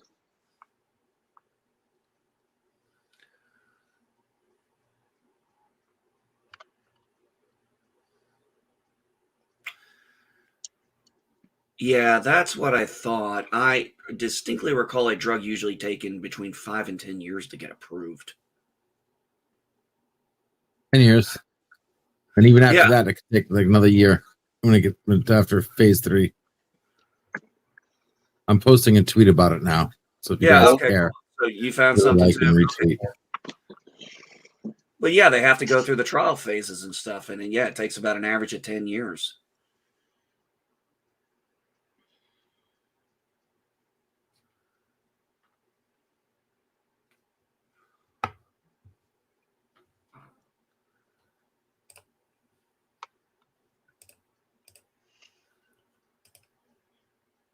So how are you, Brightest Day, how are you picking these books that you're going to be reading? Are you going to be having any, I don't know, any polls or any options for upcoming books, or are you just picking them as you want to? Which either way works. I just was curious.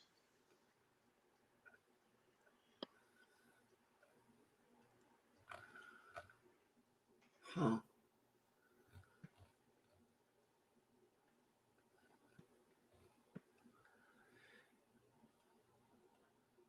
I'm on the FDA page, and they've got when certain things were approved. Unfortunately, they don't have when the initial thing started. Just the approval dates for that particular one.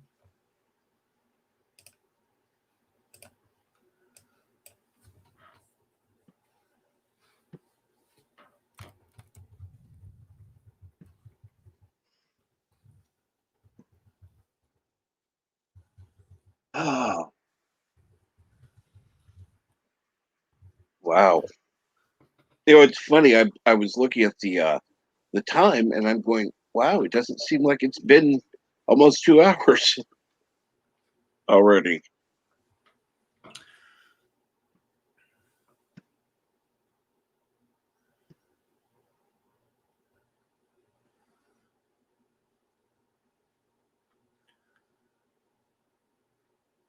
And yes, Darius, thank you. Shout out to Kai, MFS, author of Space Crime Domino.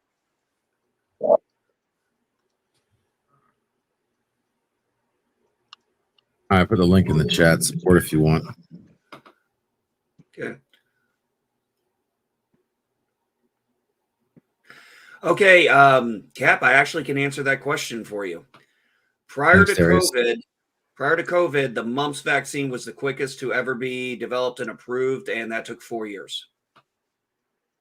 That's still, I mean, obviously, that's still fast track, but that's nowhere near the. This even beats that by years. Yeah. I mean, I'd be happier if it took 4 years for them to do this one. Like, I wouldn't. I'm not saying it has to take 20 years, okay? But less than a year, really? A year? That's no way long enough. Hey, Cap, I put in the private chat the link to where I'm reviewing that from. Okay. And it's it says according to National Geographic, that's where they got their information for the mumps vaccine. I'm like, okay, I can take National Geographic as a credible source. Typically, vaccines take as long as 10 to 15 years to develop, according to the history of vaccines. And then it goes into the phases and everything. Yeah, I mean, just no way. No way. At the risk of sounding unpopular. Right. And, throwing a wrench. This has not been all done in a year. As has been said, the mRNA technology has been worked on for well over a decade. So the total time for this vaccine is not a year. It's over 10 years. However, I'm sorry, you're talking about the base technology. Yeah, that's like saying technology was computers also have been around for 10 years, but the operating system is less than a year old. No, they have been working on this vaccine for over a year. They've been working on the underlying technology, but then just like any technology, you come out with like the specifics, right? Okay, but you're ignoring the fact that this has been worked on for well over a year. No, because then you can say every single egg vaccine has a huger date than normal. So you're basically saying because they've been doing regular vaccines for what 100 years, that every vaccine they come out with has 100 years of testing on it. No, that's bullshit. It's not 100 years of testing. You just said development. Development. Okay. Yes. Development is not testing. Development. Right. Development is not testing. This has had 10 plus years of development. It has not only had at its core 10 plus years of testing. I will grant it's only been 1 year of development for the specific version of the technology. You don't know what that means, what development means. Yes, I do. You are assuming you know what development means. The underlying But technology could is mean the method anything. used to create the quote unquote vaccine. Then you have the actual version of the vaccine, which is COVID. That's different.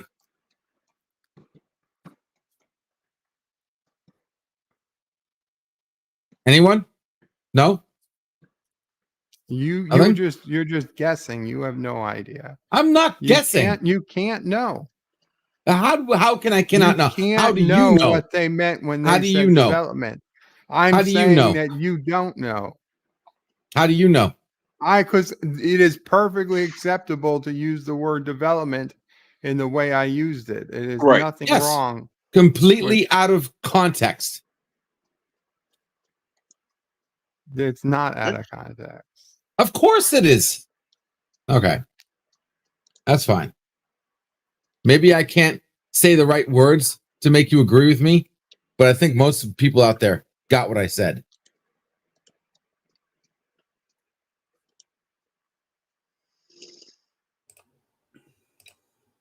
Okay. You might be playing with Legos for 20 years, but you actually build a particular building with them. That's a whole nother story.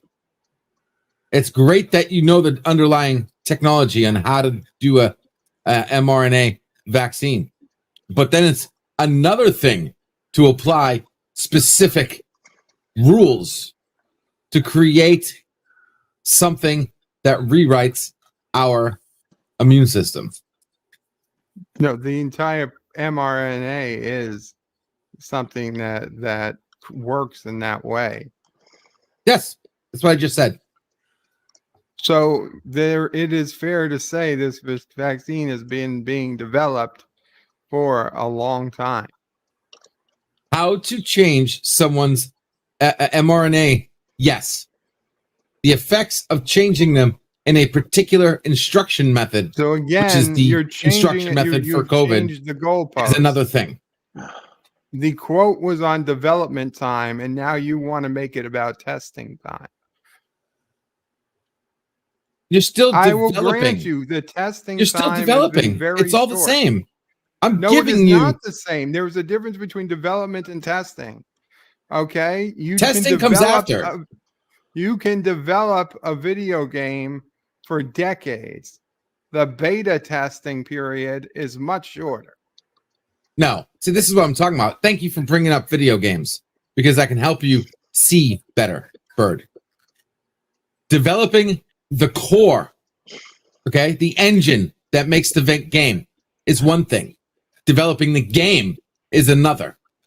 So the engine, like Unreal Engine, has been developed for 10, 15 years now, right? Unreal Engine. So many video games use the Unreal Engine. I wouldn't be surprised if the one you're playing right now is on the Unreal Engine. But the game has been developed for less amount of time. Same concept.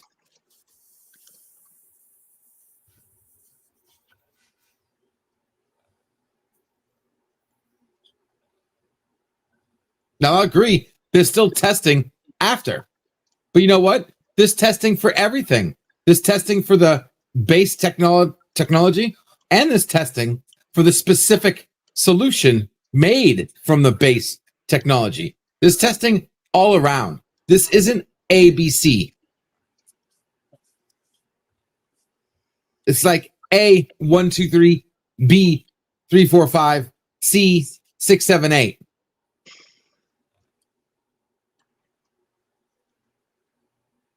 Anywho.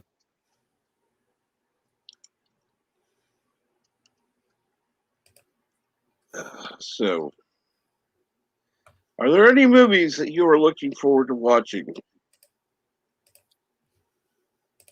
that are coming out anytime soon? Not really. Not that I could think off the top of my head. Spider-Man 1. I wasn't impressed with the trailer. There was a fan-made trailer that was 1,000,000 times fucking better than that piece of crap we got yesterday. But you know, it is what it is. I want to watch it. I have a bad feeling that this is not going to be what people anticipate for. I don't know. I like that part at the end. That was the only part that even sparked that whole beginning part. That whole don't mess up the spell. That shit completely hurt, painful. So basically, what I got from it, unless I'm wrong, what I got from it is that the multiverse exists, right? So now you have. So we don't even know. What? I told you this storyline was going to be about the multiverse over a year ago, back when we were first looking at WandaVision and stuff, and you flat out said, no, it's not. It's not going to be about a multiverse. No, I didn't. Yes, you did. I said, no. Again, it's not what I say. It's what I meant. It was going to be multiverse, but what multiverse is what I was talking about. So basically what we get is, we get a Spider-Man. We don't know what Spider-Man it is. We don't know if it's prime timeline or is this a multiversal Spider-Man. So Peter Parker is found out.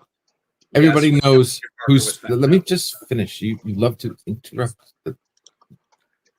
And so everybody finds out who Spider-Man is, right? Spider-Man is Peter Parker, and you hear, Jameson saying number one crook and blah blah blah blah. So everybody finds out who Spider-Man is. So then, guess who comes in to help? Doctor Strange. Doctor Strange wants to create a spell that'll make everybody forget that who Spider-Man is. Hey, But that's then a whole Peter better Parker concept. and his I'm going to say this though, that was a whole better idea than them using Mephistopheles to make everyone forget, because that's what they did in the comic. One More Day, they used Mephistopheles to erase everybody's memory of him being Spider-Man. Mephisto, you mean? Or No, I thought it was Okay. No, Anyway, it was Mephistopheles. he Oh, writes a I spell, don't know the difference. and then because Spider-Man opens Mephistopheles his is mouth, basically the devil. he screws up the spell and creates some kind of link between the multiverses that already exist. Didn't create new ones, I think we're talking about already some guy. exist. Okay, and then all this havoc and hell breaks loose, and he has to like put the pieces together. And in the end, he might not even end up back at the same universe he was in now because of that stupid mistake. And then most likely the Spider-Man's gonna like all the Spider-Mans are gonna get like who gives a shit? Now it's this Spider-Man, kind of like resetting the Spider-Verse and going forward with a single Spider-Man. So we'll see. Okay, was any of that English? Did anybody understand most of what he just said? I got it. There's not going to be any freaking sorry. So basically, it's not about the multiverse. It's about his multiverse. That's it. Nobody else. No Kane. No Wanda. None of that. It's just going to be Spider-Man and Spider-Man's multiverse with Doctor Strange. That's it. So yeah, we're going to get some, blast from the past. Okay, we're gonna get the octopus, maybe Goblin. Might not even be the same character. I don't know. We'll see. I doubt we're gonna get like Spider-Man, Sandman, or Venom, or anything like that. Most likely just those two, because money talks. Hey, And, man, I wouldn't mind. Hey, I got no problem seeing William Dafoe back. Just not in that costume. Where the fuck to go? I'm already not liking the tentacles.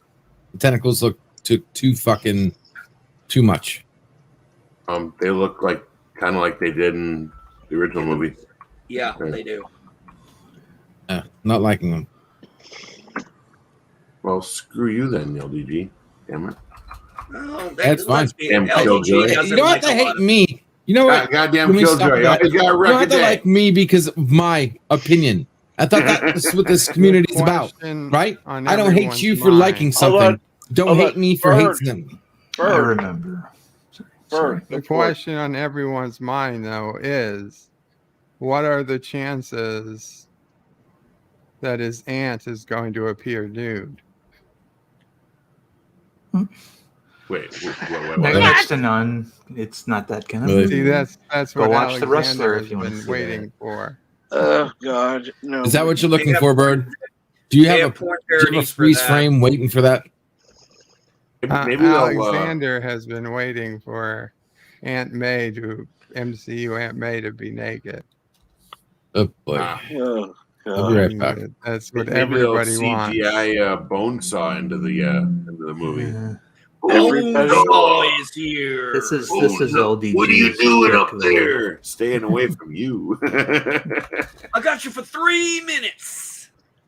Yeah. This is LDG's shtick. I remember when he first saw the first Infinity War trailer. He's like, "Oh, that's gotta suck."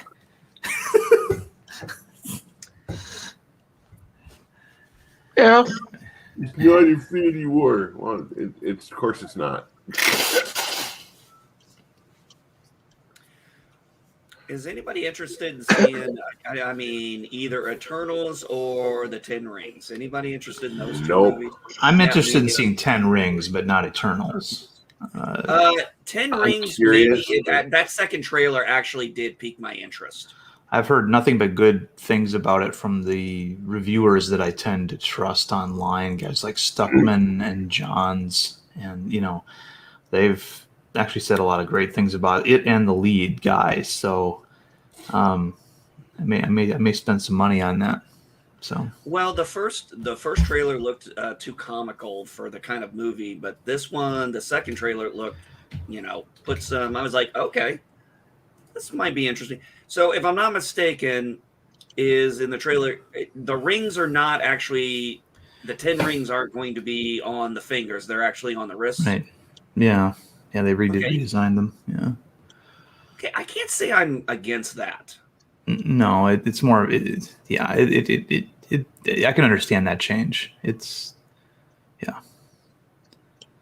I mean, when I looked 'Cause at the it- rings on their wrist, I was like, this seems to make, I don't know, for some reason that Mhm. makes more sense than having 10 rings on your fingers. Well, it makes more sense for it to be a martial arts villain that uses them, because the Mandarin's rings in the comics, as you well know, were basically like the power rings from the Green Lantern, except they each had one singular function. It was kind of like the Infinity Gauntlet. Infinity Gauntlet, actually, just way less powerful, but able to create local effects. So the ice ring projected ice, the fire ring projected fire, and there were all these other ones that could levitate and stuff. So it looks like a good redesign to me. I haven't seen a good martial arts movie in a long time in theater. Mm-hmm. I mean, okay, think about it though. When was the last time we really had a good martial arts movie in theater? Well, usually it's incorporated into other movies, like like the Expendables, for example, will have martial arts guys in it. But yeah, I mean, probably the last Jet Li movie. And he was in those. Oh God, when was movies. the last time he did a solo movie himself? I'm thinking the last one I remember was The One. I remember The One. Yeah. I actually liked that movie. I thought it was a nice Yeah. concept. Mm-hmm. And a movie that dealt with alternate realities as well. But yeah, the days of the random Chuck Norris movie been long gone for a while. And yeah. Well, like I said, I thought the trailer looked good. It looked entertaining. The second one. So yeah, I might give that one a try. Eternals. Listen, I'm going to be straight up honest. I am not an Angelina Jolie fan. I actually don't think she's an attractive lady. I think she's actually ugly. Wow. Yeah. I can respect that. I think you're nuts, but I can respect that.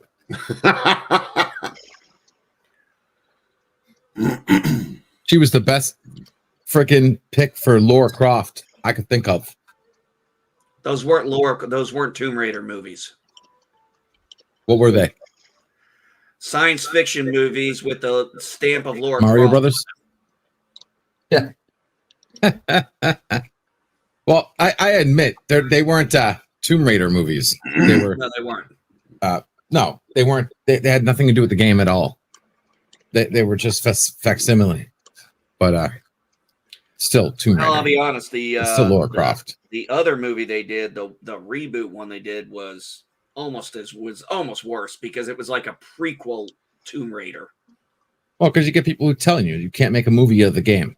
Well, you've played the game, you can't make a movie out of it. Games, so it's like, if you want to relate it to the newer games, it was fine. Well, the newer games were made off the movie. No, they weren't. It's the other way around. No, it's the other way around. But I have all three of the games. I beat all three of them. Yeah. I have them in the See, I'm worried about what they're doing with because the next game they're going to fuck up is Uncharted. Great.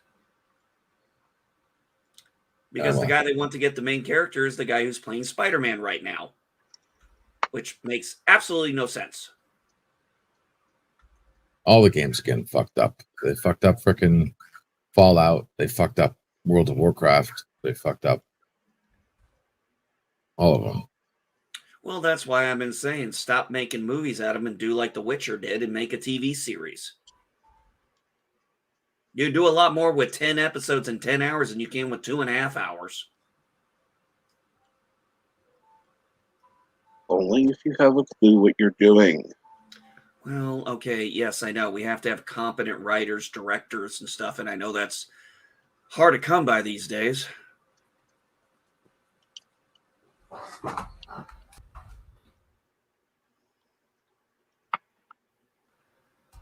I wonder, that's an interesting question, Ken. Was the Mandarin created first or was Doctor Strange created first? Because that would not be uncommon. I remember there was certain characters that were like main villains for the Fantastic Four, and then they went on to become main villains for other characters later because it made more sense.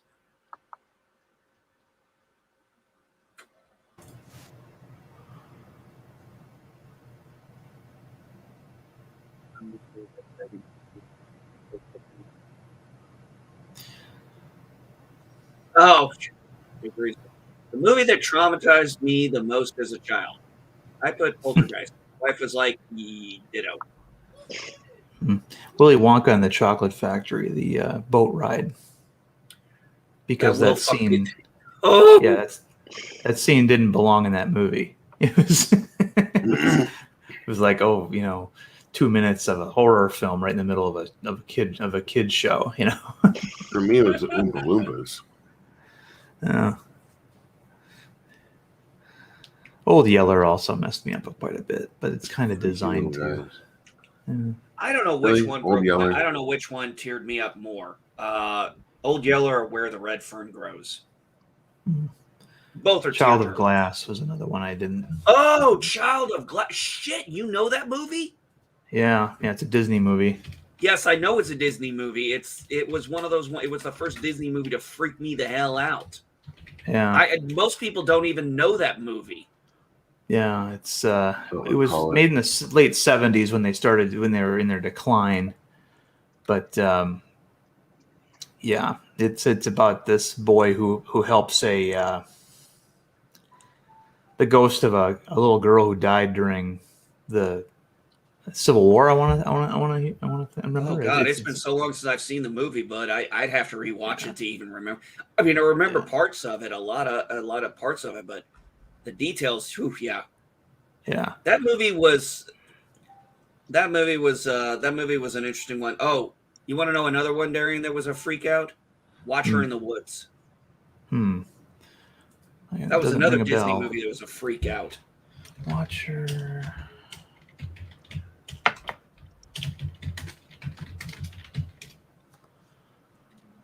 $1980 supernatural horror film. Betty Davis was in it. Carol Baker. Yeah, Watch Her in the Woods was, as a kid, watching that on Disney, that's like, I agree with you, it's like Child of Glass. It's like, this was a Disney production? Yeah. Well, kids were tougher back then, I think. Well, I mean, I saw them both. Yeah. They freaked me out, but I still watched them. Hell, my parents watched them with me. Yeah, it's weird because there's that whole thought process back then, even extended into the 80s a little bit. Jim Henson, I think, said it best. He's like when he was making The Dark Crystal, and this was intended for for kids, and people were commenting on how scary the Skeksis looked and all these kind of things. And he's like, well, it's healthy for kids to be scared. There's nothing wrong with that. And today, if it's kid friendly, it can't have anything too traumatizing in it, to anything too scary. But back then, there was a threshold that was much higher when it came to kids shows. So, yeah. But no, it was just the backstory of in Child of Glass. Was the backstory of the little girl who had been apparently murdered when she was a little girl, and in order to not be a ghost anymore, to go to wherever she's going to go, they had to find her doll, I believe, which was this Child of It was Glass. A doll. Yeah. It had a glass. At least it had a glass head or whatever. And the little boy finds it and gives it to her, and it was. And she sings Farah Jacques. Yes, she does. French girl. Yeah. She does Farah Jacques at the end. Mm-hmm. I remember that part very well because that was actually interesting how she's singing and then she disappears. Yeah. Now I can't remember. Did she disappear with the doll? I don't remember. It was, that was one of those movies I think I only saw once. I agree. That's why I'm saying I'm having a hard time remembering all the details myself. It's been so long since I've seen it. Little girl. Go ahead. I'm sorry. No, I was just saying that and like Watch Her in the Woods were two movies I saw as a kid. Disney. It's funny because that little girl was Olivia Barish, who a year earlier was in the pilot for The Incredible Hulk, the TV movie. she was. It was a scene that was intentionally reminiscent of that scene in Frankenstein where Frankenstein meets a little girl throwing petals of flower petals into the water. Oh, yes, I know exactly Yeah. what scene you're talking about from the whole Yeah. movie. Yeah, and she's fishing and encounters the Hulk, and she runs and tries to get in a boat and gets away from him, and then the boat tips over, and then he lifts up the tree and tries to get her to grab it to come ashore, and she won't touch it, and then her father shoots him. Yeah, that I was remember the same that, yeah. girl. Yeah, same girl.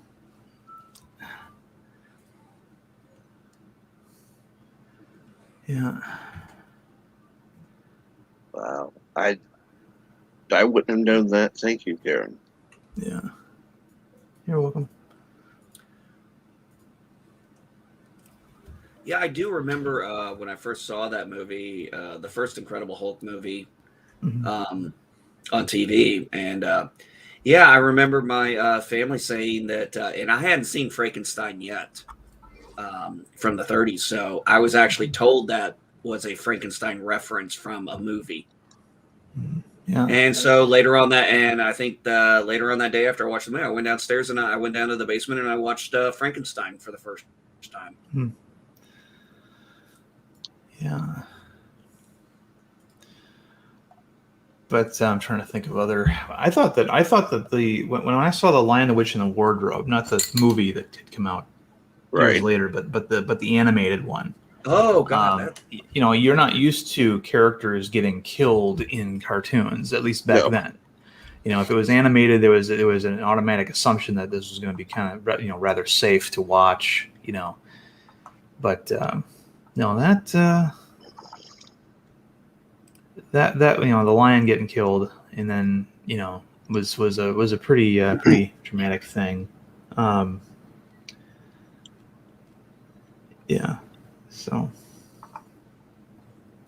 Bridge to Terabithia was another one. I'm not familiar with that one.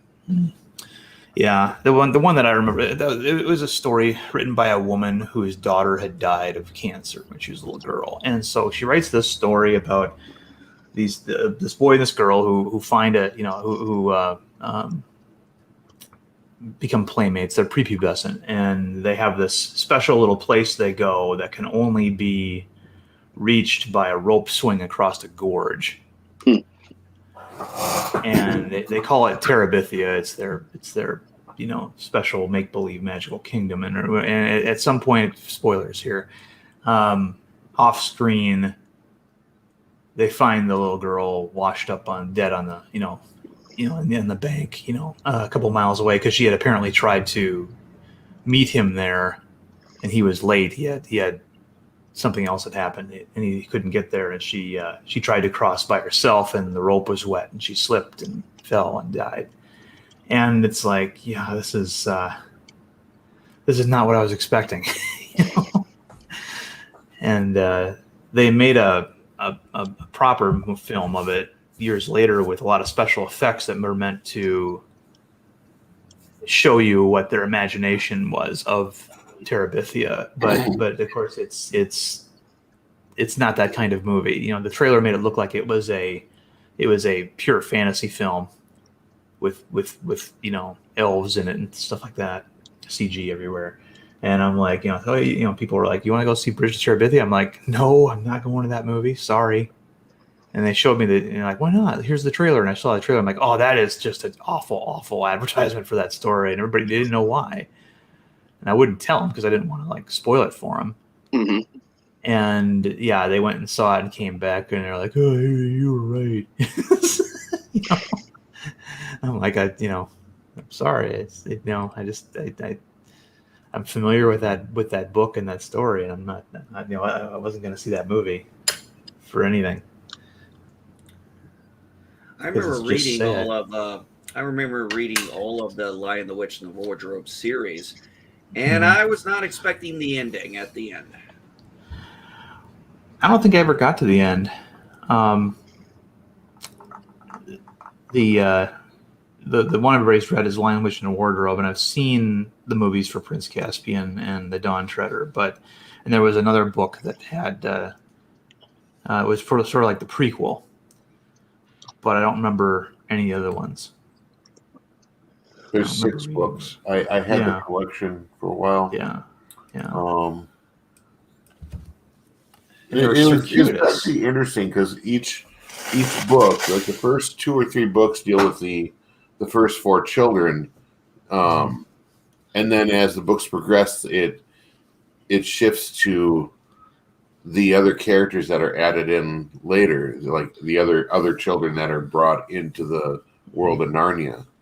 Right. So, yeah. The last book, you don't really hear much of the original 4. The original 4 children of Adam and Eve are considered legends by the time you get to the 6th book. Mm-hmm. I remember the one that was sort of a prequel where it was the professor when he was a boy, and it described how the wardrobe came to be. I don't remember that. Which one was that? That was the one that I'm trying to remember the scene in the book, but they basically go to Janus's home planet. The White Witch didn't come from Narnia; she came from another world called Char, and they go there and they find everybody turned to ash or stone or something in the whole population except for her, but she's like, I don't know, frozen or something. And the reason why why everything's like that is because she spoke something called the unspeakable word or something. She cast a spell that did that to all of her people. Let's see.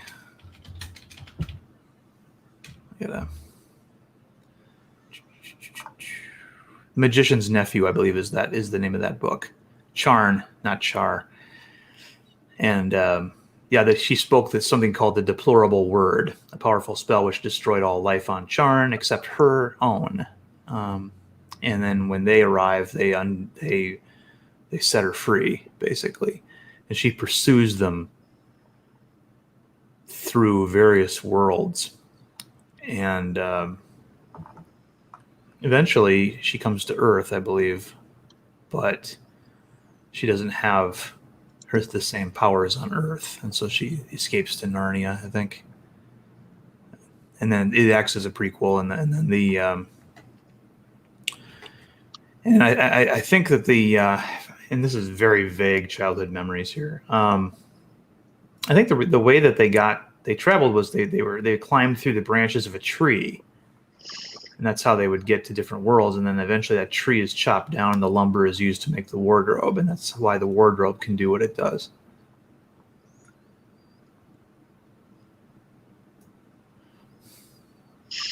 But I don't remember exactly. Yeah. So. I never saw the Narnia animated movie. Strangely enough, I never saw. I've actually never seen any of the movies either that they recently made. I saw the trailers and I was like, it just doesn't really feel like the book. Right. Yeah. I mean, it was riding high off of the success of the Lord of the Rings films, and so when they introduced Narnia was a Disney production in combination with Walden Media. Walden Media owns the rights to the C.S. Lewis Library, and with each movie, the relationship between Disney and Walden Media broke down. So the Lion, the Witch, and the Wardrobe is pretty well done. You've got some pretty good performances by everybody involved. Oh, I shouldn't have. I misspoke there. I saw the first movie and thought that was good. It was the next one that came out that I felt went away from the story. Prince Caspian, it wasn't the better one to do. It's a downer because you see what happened in Narnia kind of fell into disarray or whatever without the kids there ruling it. And then in the third one, it was more about one of you had a new character called Eunice, who is a spoiled brat character who gets who goes on an adventure with the youngest Purvis kid, Prency, whatever their name is, on a ship called the Dawn Treader, and it's okay. The thing is, though, that Dawn Treader was filmed digitally, and so it has a different look than the other two films did that were filmed on film, and it didn't do very well at all, and so that's where the series stopped. And yes, Ken Jackman, I can't speak for anybody else here, but I can say yes, I do know that The Lion, the Witch, and Wardrobe is a series based on biblical allegories because C.S. Lewis was a very devout Christian. Yeah. Yeah, he. If I'm not mistaken, Aslan was basically an allegory for Christ. Yeah.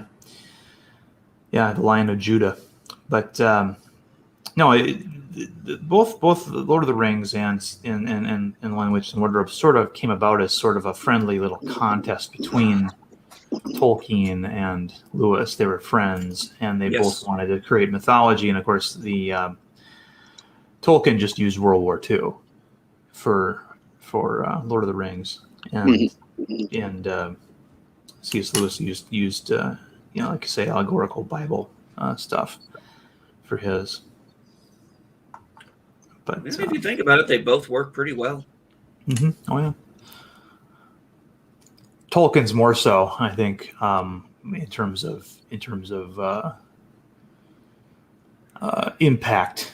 Before Lord of the Rings, fantasy was a lowercase f, and it was a genre that simply meant anything that was not real, like anything that was not nonfiction. But then after that, it became, high fantasy became just plain old fantasy, and so you had to come up with another term for Twilight Zone like fantasy, and the term that has been steadily being used since the 50s is speculative fiction. So it's funny how that evolves. But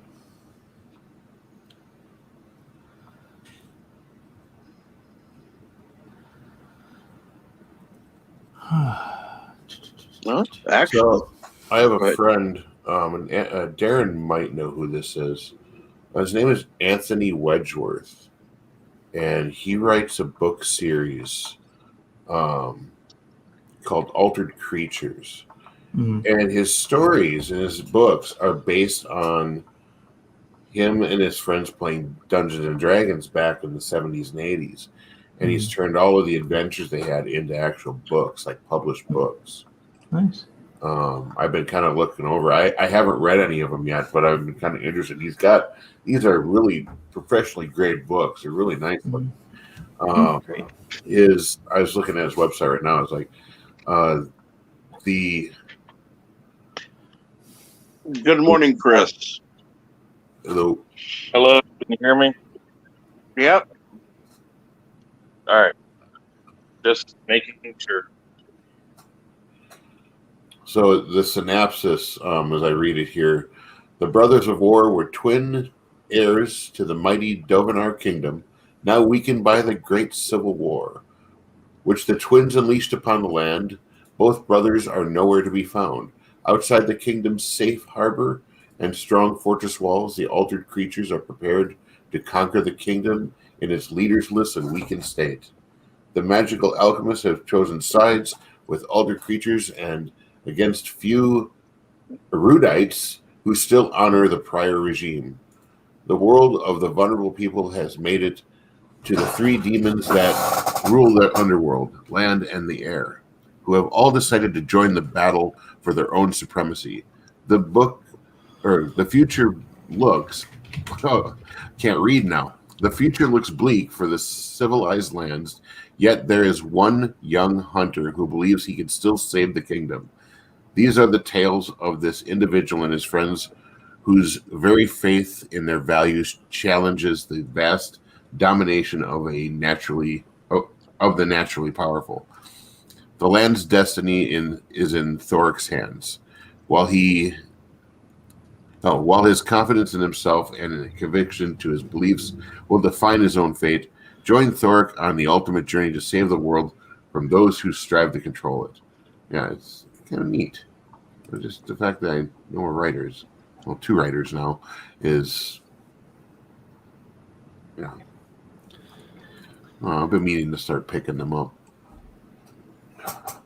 Oh, Cap, I was trying to find, I decided I wanted to see if I could find where the term science fiction may have initially been coined or, started coming into popular use. Right. And I shit you not, I came across an article, I was reading it, and the article, you know what his source was? He was citing, I shit you not, in their Wikipedia as his source.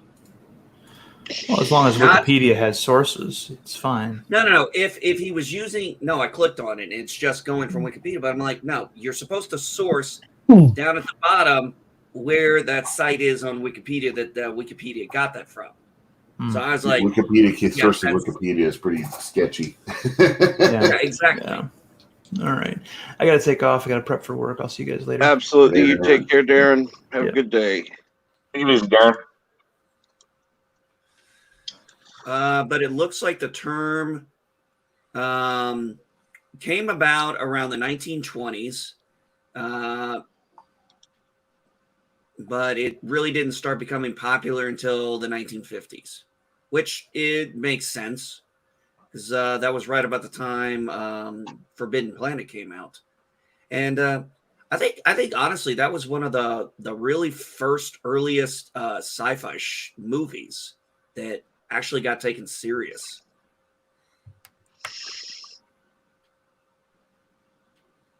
Also, it's a great fucking movie.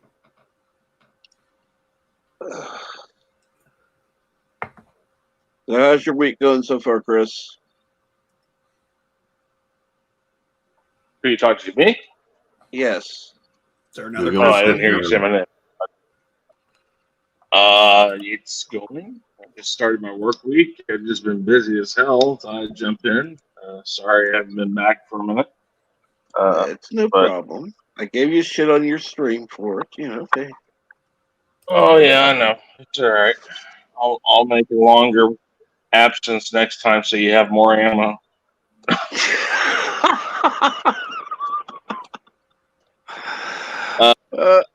Just started work for the week. Kid went back to school yesterday.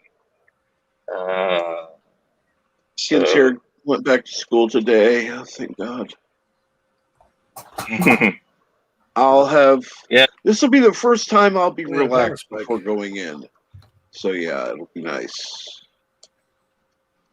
I just know that, when you're a kid, that's the day you dread is the first day back to school. And then when you get older and you have kids, that is the day you're like, yes, thank God it's back. Oh yeah. Oh God, yes. Trust me, Well, that's I'm going. interesting. Yes. Well, that's interesting. I just had a power spike, Yeah, it's but it was interesting. real. No, it was strange. I just had a power spike. Like while you were talking, Chris, it just like my power shut down for a quick second, but apparently not enough to shut everything down because my internet's still working, and it just dropped like my TV. Well, there it goes again. Interesting.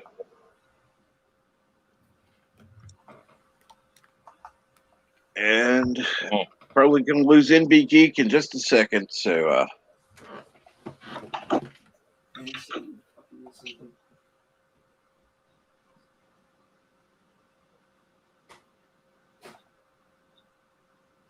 So how have you been, everybody?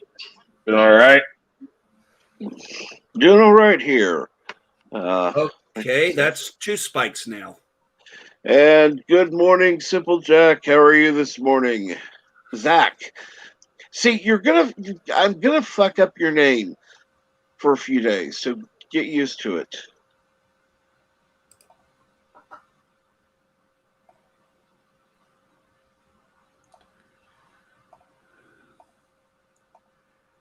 Simple Zach. Ugh. So what has been the topic of conversation today besides where the term sci-fi came from? Oh, trust me, we've covered a great deal of ground today. We've talked about stuff I'd rather not talk about. We talk about other stuff. Good grief. It's just been all over the place. Kind of fun, though. Okay. Everybody see the trailer for No Way Home? And I have not gotten to see that yet. So Yeah, what did you think? Well, we talked about it. Yeah, I'm going to do my, I don't call them reactions because typically I'll watch whatever it is first. I call them, it's more of a comment. I don't know. I don't know what I'll call it today. I'm going to kind of rebrand my, review of a trailer or a reaction, however you're going to put it out. I'm going to find something I can rebrand it at. But, I liked it. I think it did a good job of leaving enough suspense while giving us enough answers. Mm-hmm. The problem is when you deal with Marvel trailers is that so often they purposely shoot scenes just for the trailer that they'll never use and never have an intention of using within the movie. Right. So little things that happen in this trailer, until you see it, there's a good possibility that they aren't even in the movie. I don't know how much you know about it, Captain. How much did you hear about it? Or do you want me to go into more detail? Go for it. So Alfred Molina shows up as Doc Ock in a very quick scene and says, "Hello, Peter." I would not put it past Marvel because the leaks that he's in it, the leaks that William Dafoe is in it, the leaks that Andrew Garfield, which I have seen actual green screen studio pictures of him and Tom Holland together in costume, if I remember right. So I think Andrew Garfield is in it. But they could have paid Alfred Molina $500,000 to come dress him up and put him in the trailer and then never use it. I mean, that's the type of thing Marvel's willing to do. So I think that there's enough in there. What was that? You're thinking it might be a bait and switch. It might be. I mean, I've heard rumors, and that's the problem. Is you hear rumors because I haven't actually heard anybody confirm these people. There's only one channel I've heard confirm, like Andrew Garfield, and that's Everything Always. And while I like that guy's content, I know that he, for lack of a better term, is a Disney shill because he gets free tickets to the movies from them. He gets free access to the directors of some stuff and things like that. And I question somebody who's too buddy with another, with like a studio. So I always take it up with a bit of salt. But I would love to see Alfred Molina play his part again. And I would love to there's Jamie Foxx is rumored and all that. I'd love to see them really open up the Spider-Man universe to the other two iterations of Spider-Man and some of his villains from there. Here's the thing: those of you who may not know, Sony is going to lose the rights to Spider-Man. Right. Either Disney buys it out, which I don't think they're going to do, or Sony is currently on the selling block. The movie studio is on the selling block. As soon as they sell, they lose the rights and they revert back to Marvel. So either way, they're going back to Marvel eventually. Now, Sony's trying to make as much money off it as possible. That's why they're opening up what they're calling the Spider-Verse with Morbius and supposedly Madam Web, I think is what it's called. So if they're doing that, this is all starting its own little movie universe within the Marvel universe, because they're while this is technically Sony's Spider-Man, it is Marvel's version of it. Sony's just working with them because it's their rights that they're using. So Sony's name gets plastered on it. Marvel is the studio that does it. And, everybody gets happy. Everybody makes money. But Sony's really trying to open up the Spider-Verse. They're reusing in Morbius Michael Keaton. I'm assuming he's going to be the Vulture still. So I would like that. Yeah, I think that if they continue down this road, Disney and Marvel Studios has a really good opportunity to fully expand the old stuff with Sony's permission, enough so that when they get the rights back, they can open this thing wide open, and anything's fair game. A live action Into the Spider-Verse type movie, full on explore all the different Spider-Verse stuff, and find like different villains and stuff. They really have an opportunity here to do that. So I'd love to see them start acknowledging multiple Peter Parkers, multiple Spider-Men, multiple universes. I mean, it looks very obvious that they're going to open the multiverse. It's just how far are they willing to give you, how far are they going to take you into the Spider-Verse side of that? Because there's not a lot of reason to bring a lot of the other stuff into this one, since you're going to get Doctor Strange and Multiverse of Madness.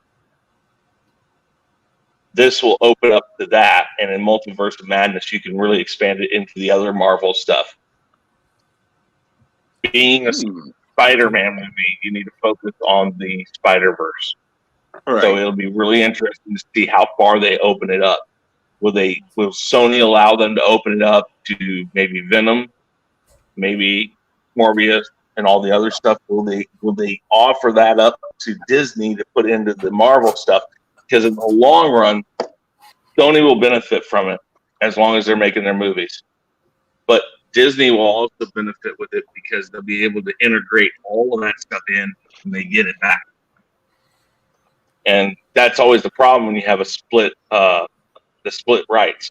When one studio has rights to a movie and the other studio is doing everything else that's a part of that universe, so the Marvel universe encompasses both, but Spider-Man is Sony. If these studios work together to blend their two universes so they work together, it benefits everybody, especially the fans. And so I'm really hoping they start opening up to it. It's all but confirmed that Tom Holland is going to be in Let There Be Carnage, because in the contract that was signed for the re-up of these rights, or the sharing of these rights, one of the things they wanted originally was Tom Holland to make an appearance in the first Venom movie. Disney nixed it, but this time when they signed the new contract together, Sony said there's no nixing it, he has to be in the next one. So basically, due to the contract, Tom Holland's going to be in Let There Be Carnage somewhere. Now I'm actually how much? What? Oh no, I was just going to say I'm actually looking forward to Let There Be Carnage. I'm a very big Woody Harrelson fan, and Carnage was actually the symbiote I really enjoyed. Unfortunately, I was a dumbass, and I used to have the original comics that had his first appearance, the cameo, and the actual comic, and like a fucking moron, I got rid of them. Yeah. I saw somebody. Yeah, Chris, I saw somebody actually show the first one, not the cameo he had, but the next issue. They were selling it for like $250. This guy was on Twitter. He's like, I wish I had $250. I responded, I wish I'd kept this fucking comic.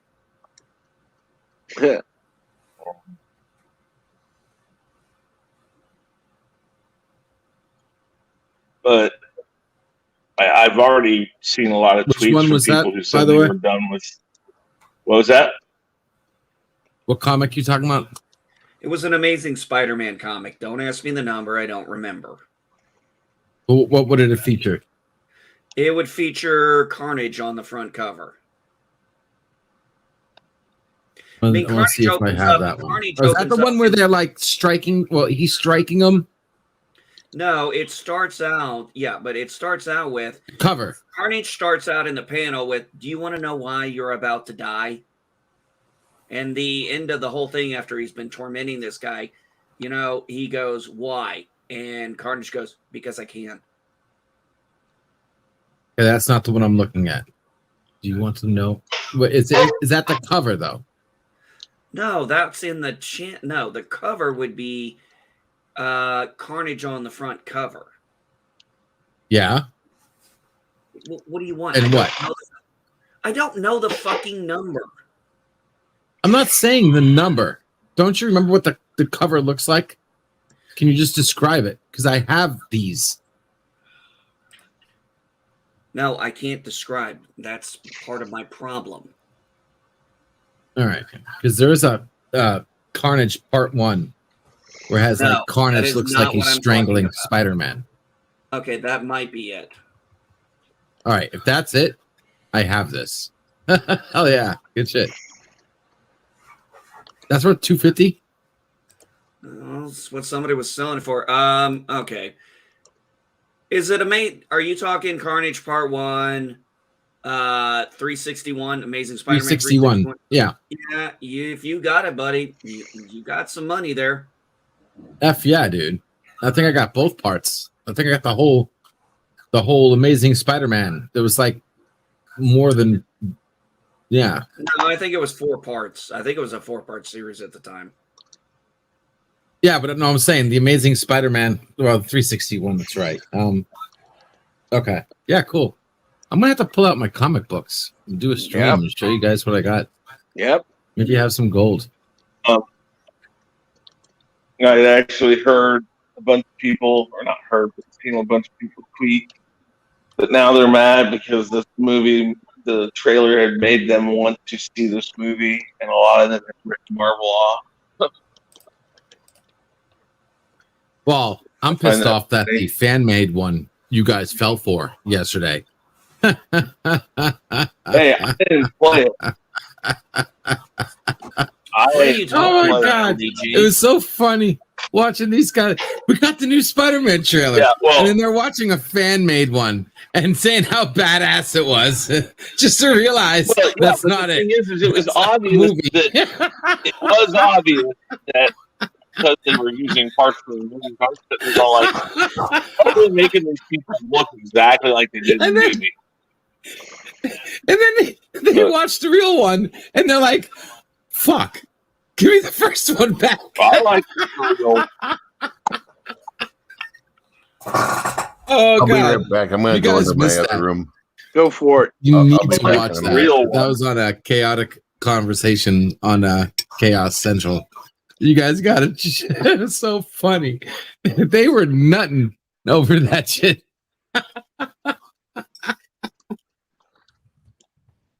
Well, I was sitting there going like, "Oh my god!" It made no sense how Marvel was going to sit there and confirm literally everything that supposedly was going to happen.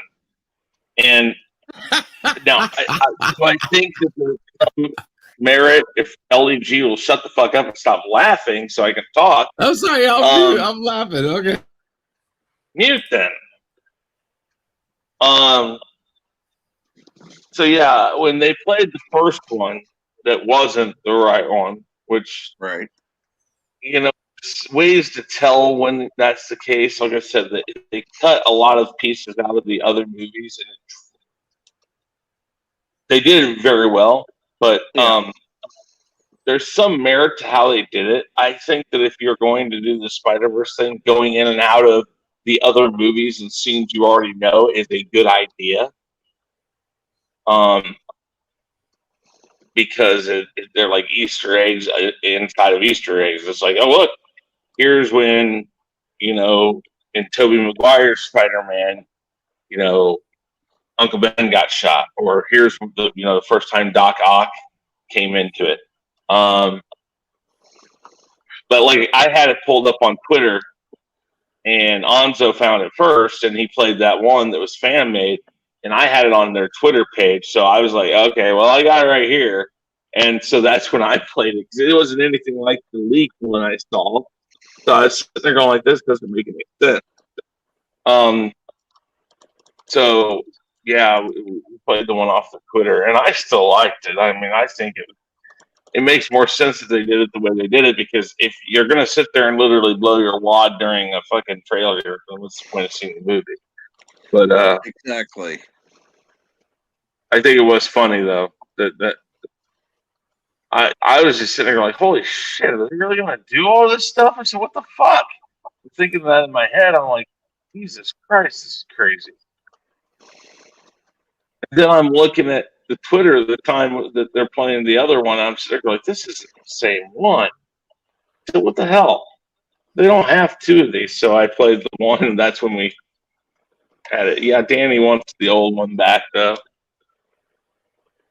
Danny's an Andrew Garfield lover. I hate. Well, I don't hate his Spider-Man. I just don't like it as much as Tobey Maguire's. Right.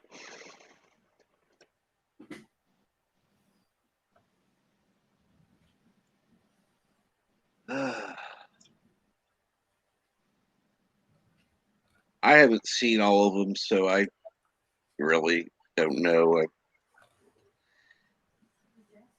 Mm. The first two of Toby's are pretty decent. The third one, they tried to do too much. I saw the first two of those. That's it. The Amazing Spider-Man movies were good. They're just, I don't know. There's some issues with them at times, but I guess it's all new in some way or another.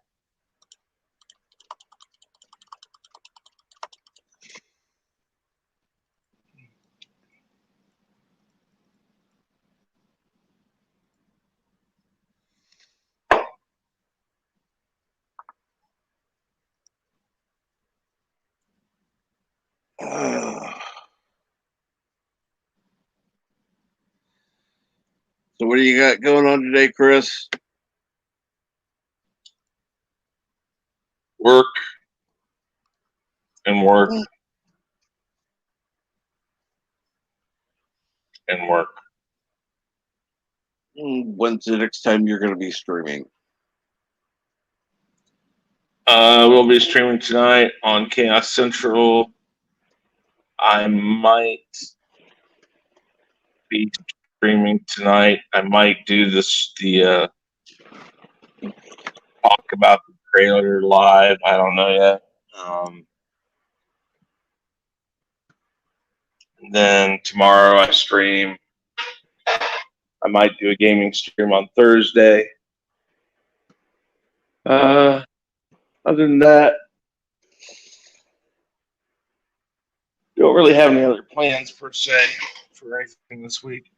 I might do another music review, but right now on my last one, I'm dealing with copyright problems, so I'm talking to YouTube about it.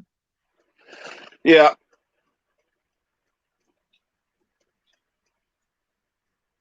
Yeah,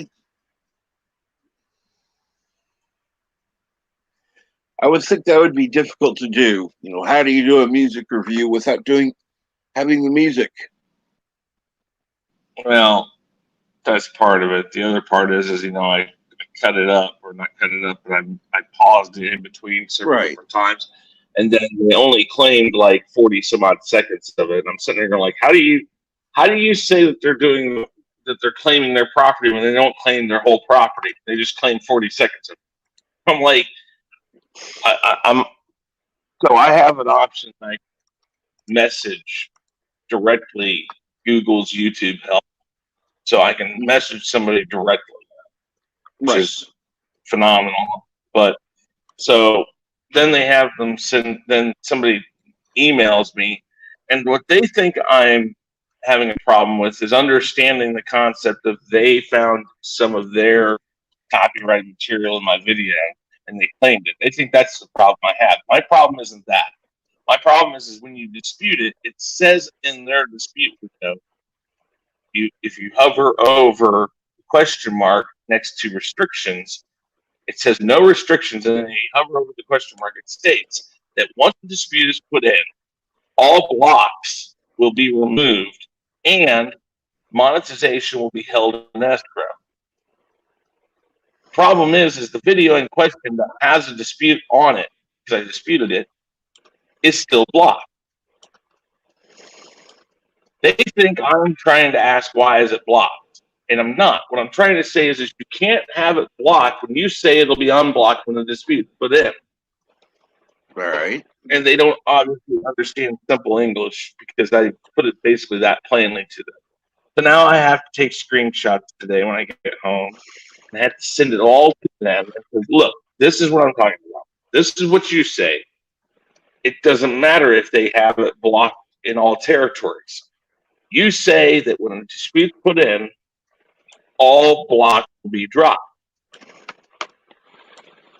Put the dispute in. We're going on a week now. So I'm pretty damn good. More to the point, because these reviews, especially for this particular band, get really good views. I mean, they get anywhere from 2,000 to 6,000 people, which I mean for my channels, good views. Yeah. Some of them do better. It just depends. But this whole time, I had a tweet out last week, and it said that it was live, and it wasn't. So I only have 8 views on this. And it really pisses me off that they're fucking around and they don't even know what they're doing, because they don't understand their own policies. And like I explained to them, in copyright, because you're not talking to YouTube. That's why companies hire other companies to run their company. It's the way it works. It's cheaper to buy Indian people to be your customer service. Then they need to have the people who they hire understand their policies. But whatever. No, the point is that but they don't have to do that. The inherent problem isn't even that. The inherent problem is if you, let's say, Captain, you make a video and you take one of my videos and you cut it up and you poke fun at me, you do whatever, you talk about what we're talking about, you cut it up. And I get a notification that says, hey, one of your videos is being used, or using 30% of it. It'll tell you when you're the channel that your stuff is being used, it sends you something that says, hey, by the way, this channel used a video of yours and they used this much of the video. Mm-hmm. What do you want to do? You can click block. You can click, take money. You do several things. There's multiple options. Well, of course, if I get a notification for something like that, what's the first thing I'm probably going to do? I'm going to click, hey, no, block it, can't, copyright claim, whatever. You're going to do that. You're not even going to watch it. And that's what I tried to explain to them. I'm like, YouTube, if you're going to do copyright and do it right, you have to have somebody other than me or the person claiming it review it. Somebody who has no stake in the game. Yeah. Them decide, is this fair use or is this still copyright infringement? Exactly. Because fair use specifically states that you can use copyrighted materials for use in commentary, critique, review, or for teaching purposes. Mm-hmm. And if you're reviewing a piece of music or something, that's a review, critique, and commentary. Yes. I've talked to a lawyer about this, about a copyright strike I actually got a while back. I got a hold of him. He was pissed off that I got a hold of him on his phone. And and this is how smart this guy was. He's like, how'd you get my number? I said, dude, I called your office. I typed your name into your directory. It transferred me to your desk. Your desk phone transferred me to you. I said, If you're a lawyer and you can't figure that out, then you don't know shit about what you're talking about. And I told him that. And then he tried to explain to me that what I did to the video that I used was not fair use.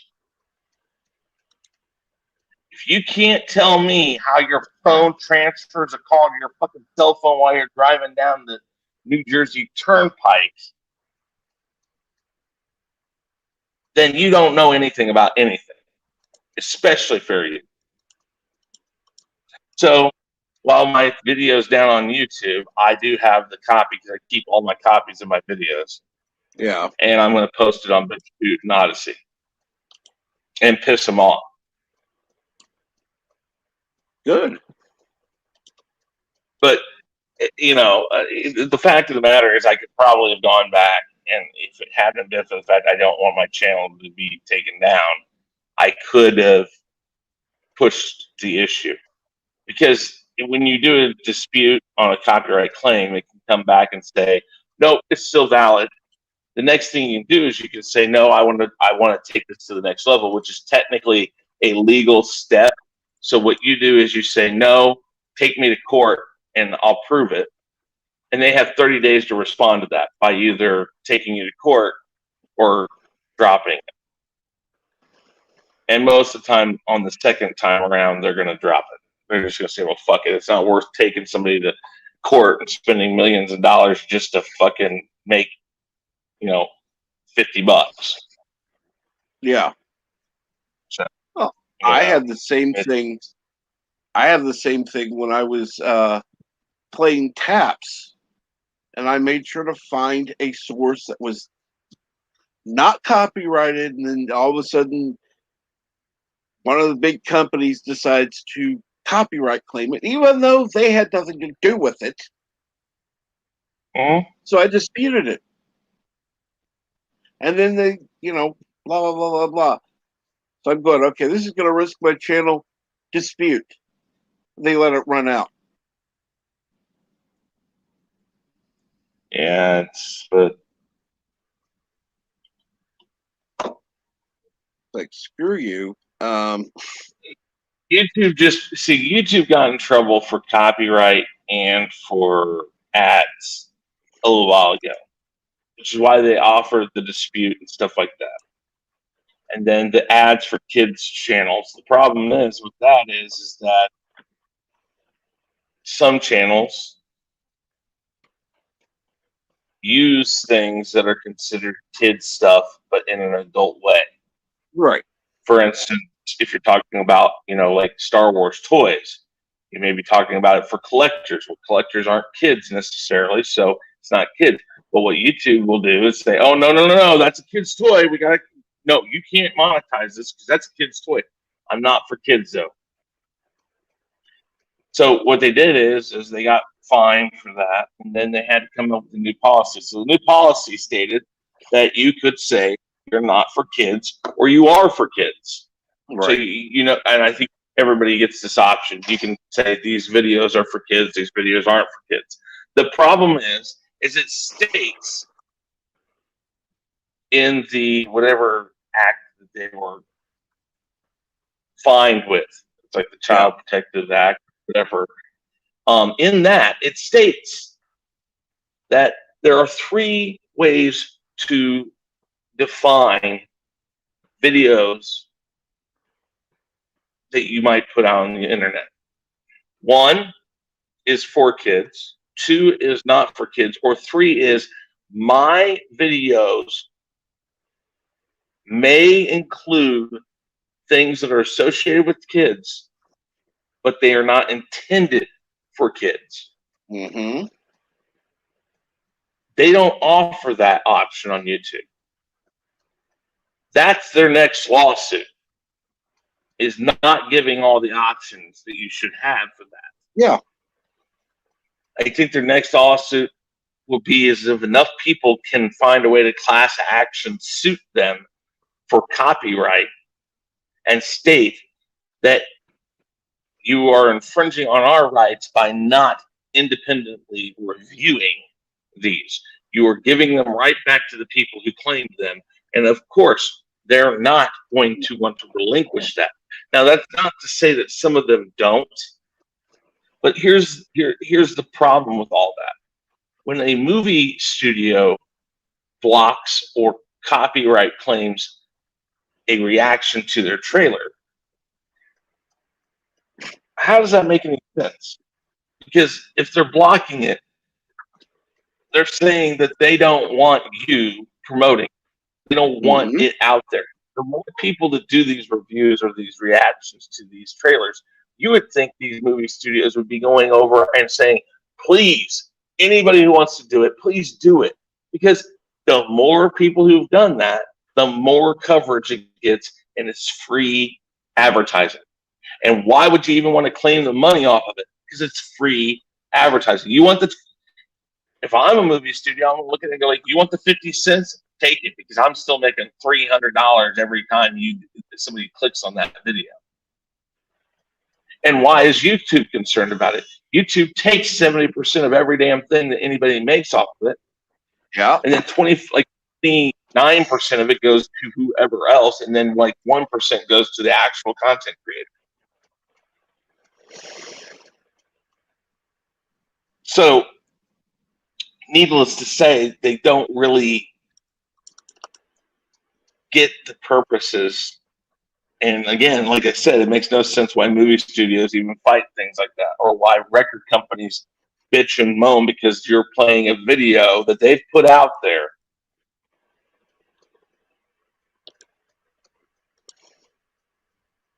You know, and as LEG has said before, and he had his thing about the copyright guy in, I think, New York or whatever, on Instagram.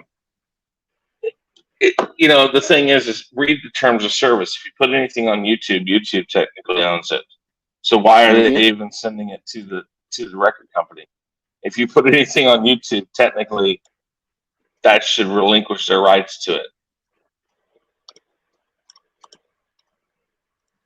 But whatever, it's not going to change. So you just play the game however you can play it.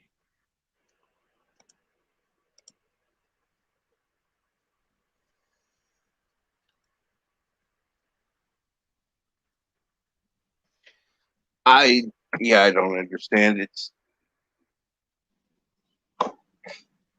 It doesn't seem to be the companies that are actually doing it a lot of the time. Do what? I said it doesn't seem like the companies are doing it, but you'll have YouTube. It's like they'll see something and there we go. We got a match. Yeah. Well, and that's the thing. They need to, like I said, I don't understand how I watched a 3-minute video, pausing it in between places where I'm talking about it. How that 40-second span is the one that they picked out of the other 40-second spans.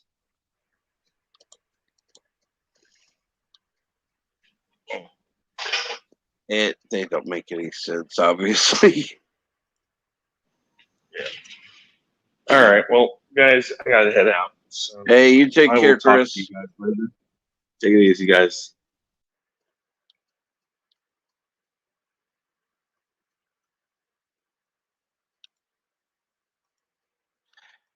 And yes, Chris had to go for the day. Hopefully, everyone's doing well here.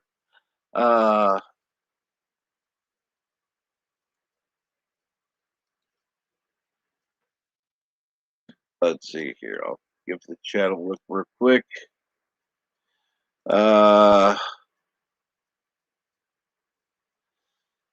Okay.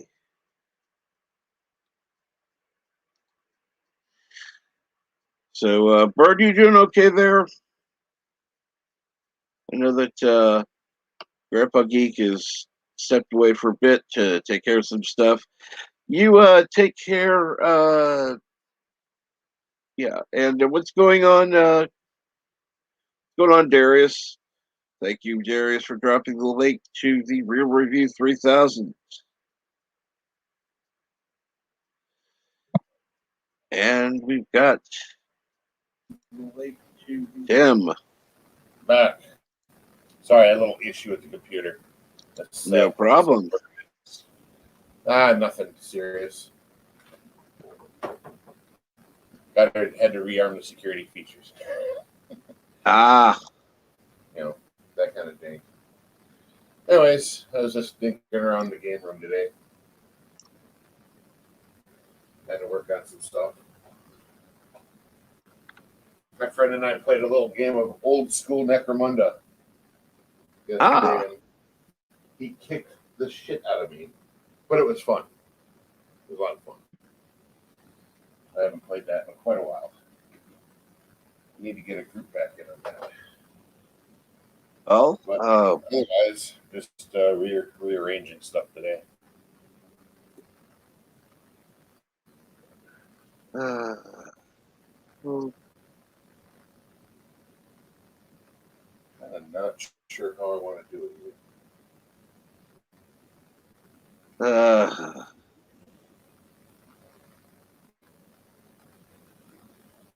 I don't know if I'd want to do that, Ken Jack Ben. I really don't know if I'd want to do that. I'd end up with my ass kicked or dead.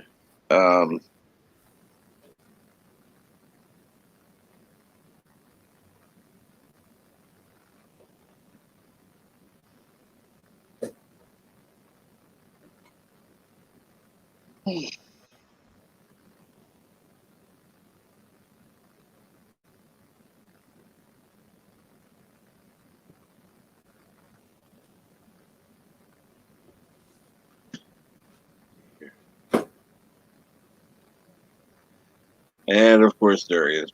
Munchausen is laughing at the that suggestion. I do think it's funny, yes.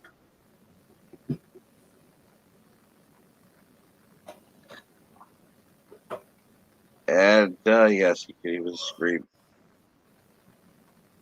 This is Sparta while you do it. If it helps. This is Sparta. I don't think it would help.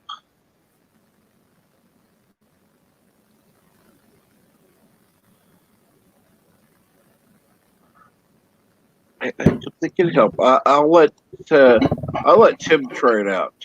Man, what? You try what out? Making an ice hole, putting a pea on the edge, and then kicking a bear in. No. No.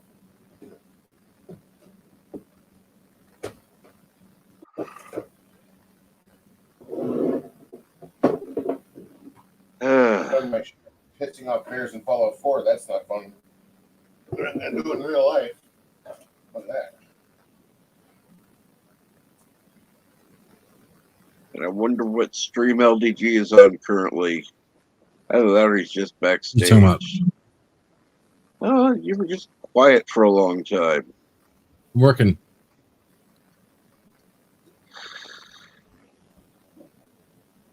Good to hear.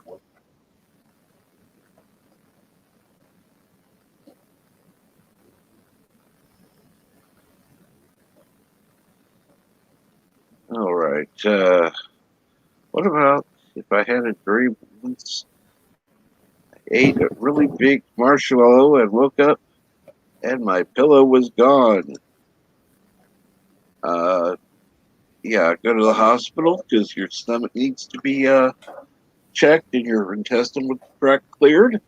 Yeah. I just cleared my intestinal tract. Not that anybody really needed to know that.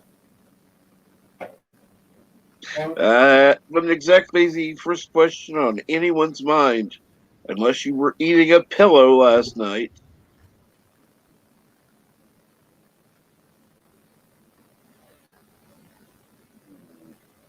Which I hope you weren't. But,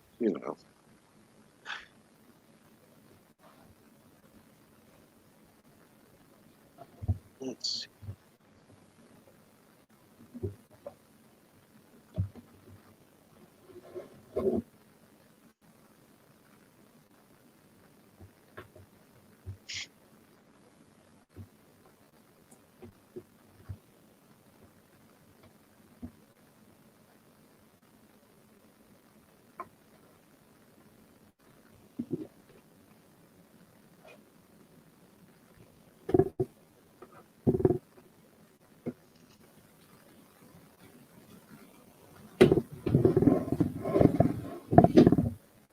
What are you working on there, Tim? Rearranging my shelves. Kind of failing at it. Nothing out of the ordinary.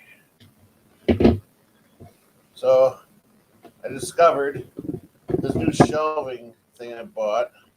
It's nice and tall. I can put a lot of stuff on it. Yeah. Except you can't add shelves to it because they didn't put enough holes on the side for me to add a lot of options. They make it so you can, adjust 3 shelves on it. But I have like 2 extra shelves that would have worked great on it if the holes were in the right spot. Right. So if I want to try, for what I want to do, I'd have to drill my own holes in the thing. Correct. I don't know if I want to do that. I might. I don't know. I haven't decided yet.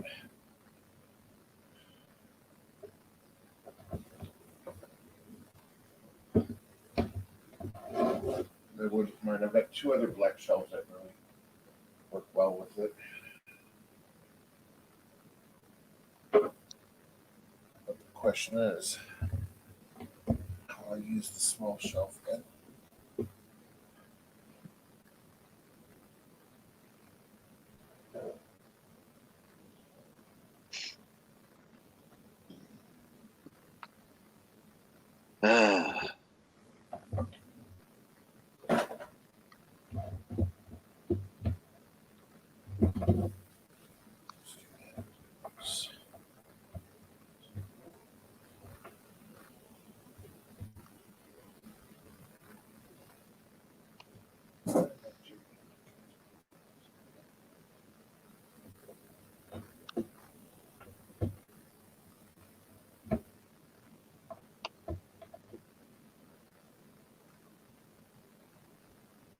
Let's see here now. Good morning, Darth Haster. How are you this morning? We've got Tim who's trying to wake the dead and Destroy put my a game room. bookshelf together and kill himself at the same time. All my bookshelves are together. I don't have to do that. That job's done. Now I'm just arranging, setting shelf levels and stuff. And trying to figure out, what the hell did I just do? Oh, yeah, put it in the wrong hole. Typical.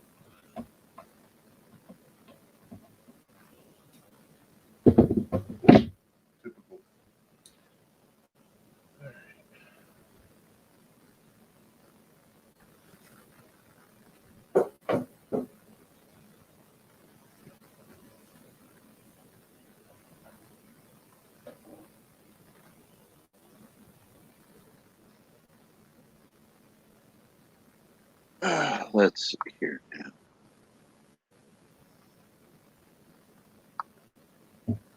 Bird, it's Tuesday. What have you got going on today? Unless you're still asleep.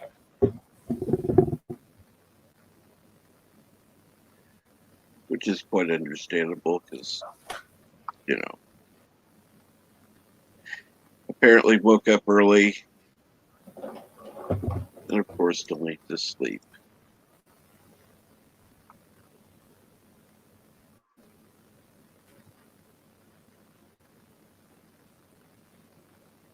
So let's see here. It is Tuesday, so I'm going to assume that he's going to be on at 4 p.m. Eastern as normal. Because that would be a normal time for him. Except on Wednesday, Saturday, and Sunday. Those are his normal times. LDG, you got anything going on today? Just working. Backstage will be open. Well, that's good to hear. Watch out later for, let me look real quick. See when it's on. Crap. I think we got the chaos list there. Let's see I know that Chris said he was going to be on later on Chaos Central, I think.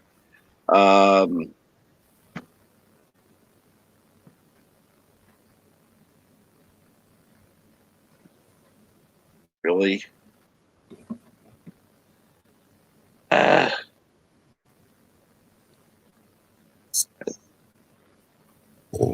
All right. Culture Casino will be on for his 6-minute daily in, let's see here, about 85 minutes. So I'm going to go ahead and put in the link to catch that stream. Go ahead and set the reminder if you can.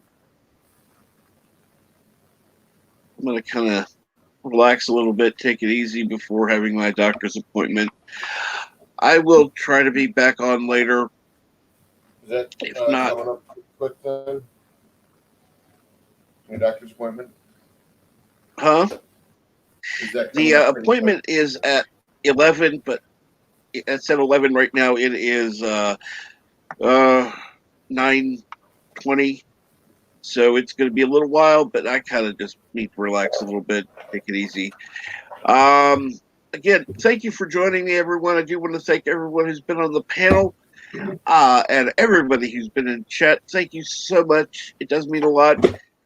If you can, leave a like and do all that. You know what to do. Have a great day. I will talk to you later.